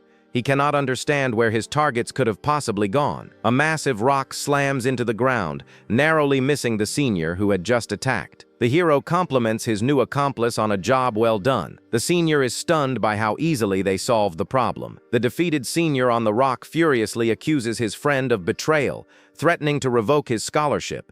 But the accomplice retorts angrily, revealing the senior has been taking his scholarship money for years. The hero then asks his new partner why the anesthetic from his needle has not taken effect on their target yet. The accomplice explains the man has body-strengthening skills. He decides to increase the dose for the next targets. The defeated senior can only crawl on the ground in frustration as the group moves on to their next plan. Their accomplice calls another senior, luring him with false information about 3 easy freshman targets. Their trap works again. Another senior lies defeated on the ground while the accomplice celebrates his 500 points. The plan continues to succeed as they take down more seniors. The accomplice happily calls them the best partners. Thrilled with their success, he pulls out his phone, eagerly preparing to call even more people over. Deep in the jungle, the full moon hangs high in the sky, casting an eerie glow over the dark forest. Elsewhere, a senior captain receives a panicked report that several teams have vanished without a trace. The captain looks worried, realizing that a monster must be hiding among this year's new freshmen. Meanwhile, the accomplice makes a deal with another senior, who agrees to split the points if he finds any new students. The accomplice points out 2 freshmen to a bald senior, identifying the boy as a berserker. The bald man with a staff confidently states he can knock them both out in a single move, but a sudden alert warns all interception teams of a special situation and a possible red target. The bald senior wonders if freshmen are hunting them, while his partner panics, realizing the alert is for their location. The accomplice suggests it is a mistake, urging his partner to regroup with the captain first. As the senior turns to leave, the hero swiftly kicks him down, telling him he should stay put. He asks his partner why the seniors were suddenly alerted, and the man nervously explains it is a red target plan. This plan allows all seniors to jointly intercept new students in an area where multiple seniors have failed. The accomplice warns that united seniors are too much for one person, but the hero knows they are not yet exposed. He tells his 3 companions to hide while he scouts ahead, planning to give another senior a shot. The accomplice agrees to handle the unconscious man, reminding the hero to be careful of other talented seniors. Promising to be back soon, the young warrior dashes off into the dark forest to continue his hunt. Elsewhere, a pink-haired girl runs through the jungle, confused by the large number of people in the area. She is quickly surrounded in a tree by several other students who tell her there is nowhere left to run. She shouts back defiantly, refusing to be caught since it would prevent her from reporting to the academy. A senior tells the pink-haired girl there is no point running, as catching a red target is worth 1,000 points. She fires a net from her gun, telling the freshman to blame her bad luck as she happily accepts the points. But the girl easily breaks free from the net, her eyes glowing with determination as she prepares to fight back. She lands on the ground, but the group of seniors quickly surrounds her, cutting off any possible escape. Cornered, she declares they will fight to the death, promising to injure them even if she loses. One of them calls her resilient and fires a web-like projectile, suggesting she should just go to sleep. Suddenly, an explosion erupts from the ground as a skill called Iron Bones is activated, shocking the attackers. The hero appears, holding the unconscious girl and apologizing for accidentally getting her involved. He realizes she was knocked out by the anesthetic. Meanwhile, his ant companion asks for attention too. The seniors are stunned, wondering how a new student could have survived their attack completely unscathed. He looks at them with a serious expression, deciding to make this fight quick and efficient. He then unleashes a powerful blast of purple lightning, instantly taking down the entire group of seniors. He returns to his friends, explaining the girl is a freshman. His companion teases him about his popularity. The girl wakes up and is surprised to see Lin Han, asking if he was the one who saved her from the seniors. She is confused, recalling he was only at the 2nd level last time, and wonders how he became so strong. He calmly reveals that he has actually already reached the 4th level, shocking the girl. She stares in disbelief, unable to comprehend that he has already gone through his 4th evolution. His friend gives him a thumbs up, proudly declaring that the hero is truly worthy of being his brother. The other girl looks at him with admiration, thinking of him as her powerful protector. Their accomplice watches the scene, wondering if this incredibly strong freshman is a real genius. The hero then suggests that instead of hiding, they should actively hunt the seniors for their ID cards. He asks the pink-haired girl if she is interested in joining their group for the hunt. She realizes that she must now take the initiative to hunt the older students instead of just trying to escape. Excitedly, she agrees to join them, adding that she has always disliked the arrogant older students. The hero outlines his new plan.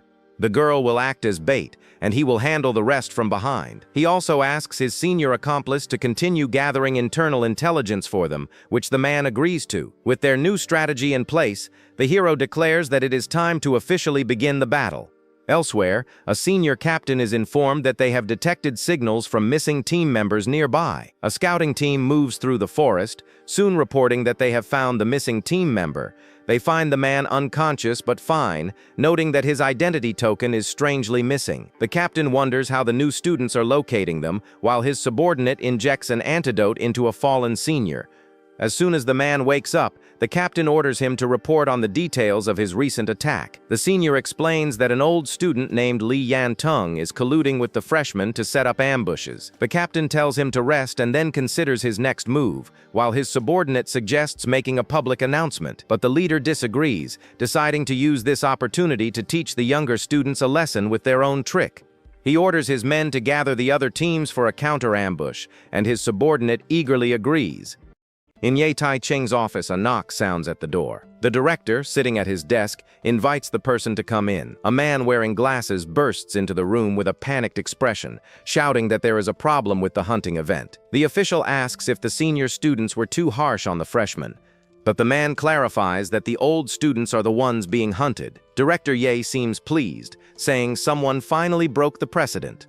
The man insists the problem is much more complicated than that. He explains that one freshman is hunting seniors relentlessly, with over 20 already defeated and a whole team wiped out. The director stands up in shock and asks who is responsible.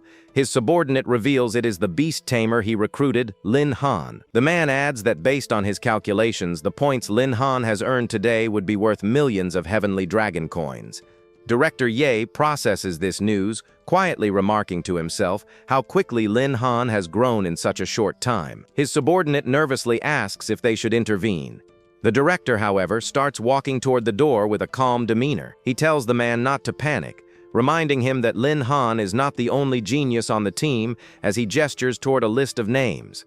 With a confident smile, the director says their job is simply to provide a stage and the right resources for these talents to succeed. Meanwhile, in the forest, Lin Han celebrates with his team over their defeated opponents, praising their successful teamwork. A screen displays their reward, showing they've earned a total of 15,000 points from their latest hunt. One of the group members smiles at his phone, thrilled about how much money that is and feeling he made the right choice. The team gathers in the dark woods, still energized from their victory, as the young man continues checking his device for updates. A new notification pops up on his screen, announcing a reward of 10,000 points for any freshman who hunts the red target. A companion suddenly alerts Lin Han that his personal information has just been exposed to all the other students. Lin Han analyzes the situation, concluding that while his identity is known, his exact location remains hidden for now. He tells his group they need to change their strategy immediately and begin using guerrilla warfare to stay safe. The team follows his lead, moving deeper into the dark forest as they prepare to execute their new plan. Lin Han instructs a girl named Nian Wei to use her tracking skills, believing the senior students should be nearby. She agrees immediately. A system notification appears on screen, announcing that a skill called Malicious Fluctuation has been activated. The pink-haired girl concentrates, channeling her energy. Her tracking skills activate as she successfully locks onto her prey. She visually scans the area ahead, quickly counting over 30 targets. She warns Lin Han that nearly 50 people are in ambush. He asks if these are the same people they dealt with before. She confirms the auras are completely different from yesterday's group. Meanwhile, a different student thinks about the competition's rules, realizing that seniors lose their qualification if their identity card is lost. He then asks a senior what would happen if the operations commander was disqualified. The senior says the hunt should end, but it has never happened. Hearing this information, Lin Han gets an idea and smirks. He decides it's time for them to play a big game. Elsewhere, a senior student spots a lone freshman. He notes the target isn't a red one and orders his subordinate to take him out. A muscular figure immediately leaps down from a high branch, moving quickly toward the unsuspecting student below. He lands with a heavy thud, telling the freshman to take a nap, promising he will wake up back at the military academy. The frightened student tells him to stay away, but the muscular senior continues to advance, ready to attack. Just then, Lin Han appears from behind and lands a swift chop on the senior's neck, knocking him out instantly. The rest of Lin Han's team emerges from the shadows, quickly surrounding the other senior students in the area. The student who was just saved stares in disbelief, asking who these mysterious newcomers are. Lin Han extends a hand with a smile, telling him they are just a group of freshmen who were passing by. The group takes a moment to explain their plan and the current situation to the confused young man. He is shocked to learn they are hunting seniors. Lin Han then offers him 10% of the profit if he is willing to help. The student eagerly accepts, saying he doesn't need the profit since Lin Han's group saved him once before. The senior commander waits impatiently nearby, wondering why it is taking so long for his team to deal with one ordinary freshman. Lin Han uses the captured earpiece to introduce himself to the senior commander, adding that his friend is currently unconscious. He then informs the commander that his location is surrounded, offering to let him go if he surrenders his ID card immediately. The senior commander scoffs at the bluff, asking if the freshman really expects him to believe such an obvious lie. Lin Han just winks, cheerfully telling the senior they will meet soon. He reminds him not to forget his ID card. Enraged by the taunt, the commander furiously ends the call. He then asks his subordinate if they have pinpointed their target's location. His teammate confirms they have a lock on Lin Han's position, but he warns it could be a trap, since the freshman knows he is being tracked. The commander dismisses the risk, ordering the information posted on the forum. He declares that tricks are useless against absolute power, Meanwhile, Lin Han's group finishes their work, taking the ID card and earpiece from the senior they just neutralized. The freshman they just recruited looks at his phone in shock, exclaiming that Lin Han's group is already incredibly famous. His phone screen displays the school forum, showing Lin Han as the #1 search topic with everyone vowing to capture him. One of his teammates remarks that he has become a school celebrity before classes have even officially begun. With a confident smirk, Lin Han holds up a captured ID card. He is ready to take them all on and collect every single card. Back in the office, the director's subordinate marvels at Lin Han's bold move, taking the initiative despite being heavily outnumbered. Director Yahello looks at a tablet with a pleased expression, remarking on how formidable the younger generation can be, but his assistant points to a large map, showing that the freshman's green dots are completely surrounded by the senior's red dots. He then spots an orange dot appearing on the map. He informs the director that the senior captain, Chi Tian, is near Lin Han. The director's expression becomes serious. He decides to watch the events unfold, eager to see Lin Han's true strength. High in the trees, Lin Han's team hides and waits. One of them senses that a large number of seniors are approaching. A system alert appears, warning Lin Han of strong malicious energy in the area. He realizes the fish have taken the bait. A teammate worries their trap might fail, but he says if they can stall, he can defeat the commander and end the hunt for good. Hidden from sight, Lin Han watches as a group of senior students walks right into their designated ambush zone. 3 of his teammates stand in the open as decoys. One of them cheerfully asks the approaching seniors if they brought their ID cards. The freshman they recruited is disguised as Lin Han. He is determined to succeed in this crucial role for the team. The seniors fall for the bait, confirming the decoy's identity. They get ready to teach the arrogant freshman a lesson. As they charge forward, the real Lin Han watches from a distance, identifying the commander and communications officer of the enemy team. Suddenly, one of the decoys slams his foot down, activating a skill that unleashes a giant force upon the ground. The earth shatters beneath the charging seniors, sending them tumbling into a massive pit trap. With the enemies contained, 2 of Lin Han's summoned spirits appear. One tells her companion to handle the rest. The other spirit gathers energy, preparing to cast a weakened version of a powerful thunderstorm spell. She then unleashes a blast of purple lightning, directing the attack straight into the pit where the students are trapped. The seniors are instantly overwhelmed by the electrical attack, screaming as the powerful magic engulfs them. The spell subsides, leaving the pit filled with smoke and the students completely incapacitated. The other spirit calmly descends and picks up an ID card from one of the defeated seniors on the ground. She proudly displays the stack of cards they collected, happy that their master will be pleased with the points they earned. The 2 senior leaders, who managed to avoid the pit, realize with dread that they have walked right into a trap. Seeing that his plan worked perfectly, the real Lin Han knows that his moment to strike has finally arrived. He activates his stealth and frenzy skills, aiming to eliminate the 2 remaining leaders with a single powerful blow, but the communications officer's enhanced hearing detects him, and he yells a warning to his captain about an attack from behind. Lin Han appears in a flash, his diamond ice fist skill clashing with the senior captain's defensive move. He is shocked by the force of the blow, realizing his opponent's power is much greater than he initially expected. Pushed back by the force of the blow, Lin Han slides across the ground, regaining his balance after the unexpected clash. He asks how the senior commander managed to notice his attack, as his stealth should have been flawless. The captain smirks, explaining that while he couldn't detect the freshman's breath, his listener skill can track any movement through air currents. He adds that he is a rank 5 cultivator, and while Lin Han is strong, he is not strong enough to pose a real threat. Lin Han retorts that the battle is not over yet. He then tells the commander to look at his own teammates. The senior looks over and is shocked to see his entire team, including the decoys, completely frozen in solid blocks of ice. Lin Han shouts out in concern for his large friend, who is trapped within the ice, unable to move. He also calls out to Shu Ting, the disguised freshman, who is equally helpless in his frozen state. Nian Wei and the others are also caught in the unexpected attack, completely immobilized by the powerful freezing spell. With a panicked expression, Lin Han realizes that every single one of his teammates has fallen into the enemy's trap. The senior commander gloats, telling the freshman he is the only one left and must now choose between his teammates or escape.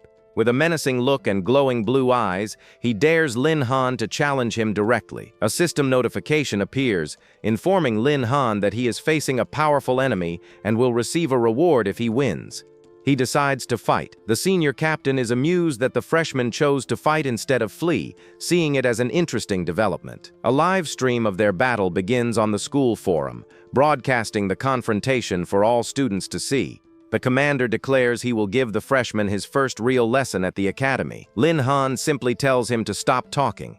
With a confident taunt, the senior activates his Icefall Fist skill. His hand glowing with intense blue energy, he lunges forward at incredible speed, surprising Lin Han with the power of a 5th-level cultivator. Their fists collide in a powerful explosion of energy, the ground cracking beneath the force of their combined attacks. As the impact sends him sliding back, Lin Han receives a system alert, notifying him that his agility has been temporarily reduced. Lin Han realizes that ice crystals have formed on his arm, slowing his movements and weakening his power. The senior commander taunts him, asking if he has finally figured it out. He is confident in his attack's effectiveness. He explains that his spirit-gathering break skill will freeze one of his opponent's skills if they are at a lower level, which he has done. A system notification confirms this, showing that Lin Han's spirit contract skill has been frozen, rendering him unable to summon his beasts. Ice rapidly spreads from the ground, encasing Lin Han's legs and trapping him in place as the freezing effect intensifies. He struggles against the ice, but the powerful restraining force keeps him completely immobilized. The communications officer expresses concern, asking if using such a powerful skill on a freshman is going too far. The commander justifies his actions, stating they must make an example of Lin Han to prevent other new students from defying authority. He then offers a deal, saying he will remove the skill if the freshman publicly apologizes and cleans the school for a year. The senior captain taunts him further, calling him a useless beast tamer who cannot even summon a single beast. Back in the office, the director's assistant believes the fight is over, but Director Ye seems unconvinced. The man questions the director's confidence, pointing out the vast difference in their power levels. Director Ye calmly reveals that according to his information, Lin Han recently broke through to the 4th level and has a fire attribute beast. His subordinate is stunned by this revelation, shocked that someone so young has already reached such a high level. The director smirks, realizing that the most exciting part of the battle is only just beginning. Suddenly, Lin Han's hand erupts with flames, shattering the ice that was binding him. The intense heat sends the senior commander flying backward, caught completely off guard by the sudden burst of power. The senior captain stares in disbelief, unable to comprehend how the freshman could have broken free from his ultimate skill. He lands on his feet a short distance away, his composure completely shattered by the unexpected turn of events. Standing before him, Lin Han is now wreathed in flames. The commander demands to know how he broke free from the spirit-gathering break. A system notification announces that Lin Han's skill copy ability has been activated. He tells the senior that there are still many impossible things. Surrounded by roaring flames, he smiles confidently, his body now imbued with the power of his fire attribute beast. He gathers a ball of fire in his hand, declaring that it is now his turn to make a move. Using his copy ability, he unleashes a powerful Phoenix Flame attack, sending multiple streams of fire hurtling toward his opponent. The senior commander reacts quickly, summoning a massive ice wall to defend against the incoming fiery assault. But the Phoenix Flame is too powerful, and the ice wall begins to crack under the intense heat and pressure. The wall shatters completely, exploding into a cloud of steam and ice shards as the flames break through. Unfazed, the senior captain charges through the smoke, shouting that the fight is not over yet. He meets Lin Han's attack with his own Diamond Ice Fist, their powers clashing once again in a brilliant display of fire and ice.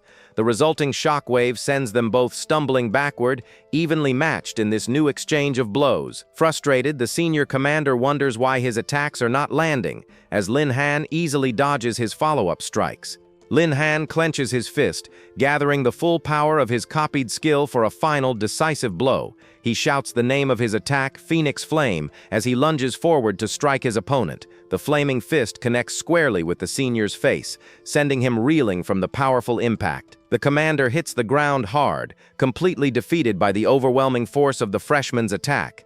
Lin Han follows up with a swift kick, ensuring his opponent is fully incapacitated and can no longer fight. Surrounded by flames, he stands victorious over his fallen foe, declaring that he has won the game. The other senior students, now freed from the ice, can only stare in shock at the sight of their defeated leader. With a cold and challenging gaze, Lin Han turns to the remaining seniors and asks if anyone else wants to challenge him.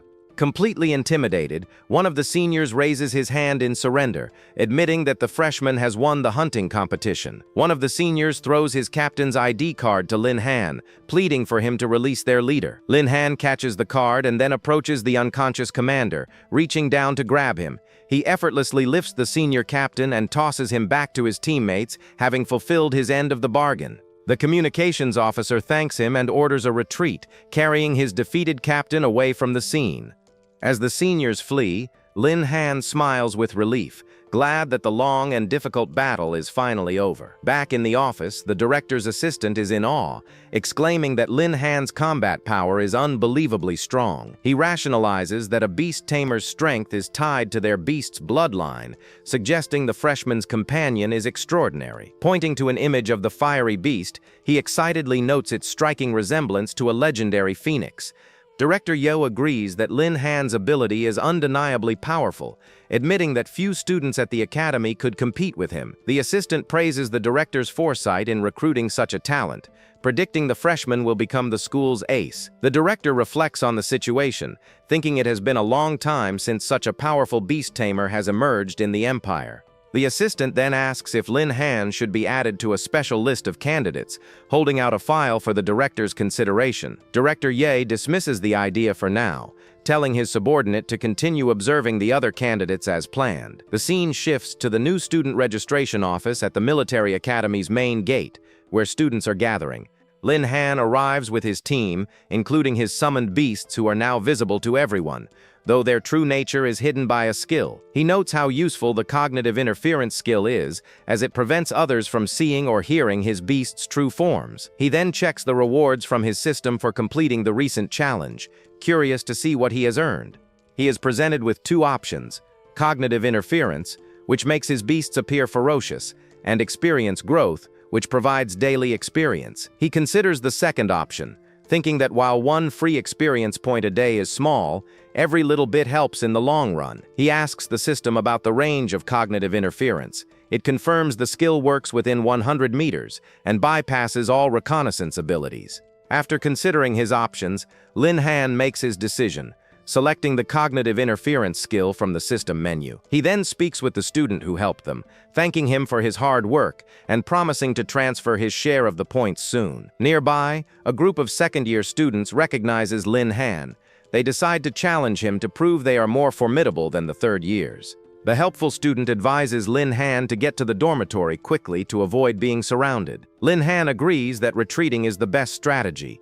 He tells his friend Fatty to follow him, and they quickly leave the registration area before any trouble can start. The scene transitions to the outside of a large modern dormitory building under a dark, cloudy sky. Inside, Fatty expresses relief that the other senior students were distracted, allowing them to enter the dormitory without any issues. They enter their new room and are greeted by a young man who introduces himself as Sun Tianqi, a gunner. They introduce themselves in return.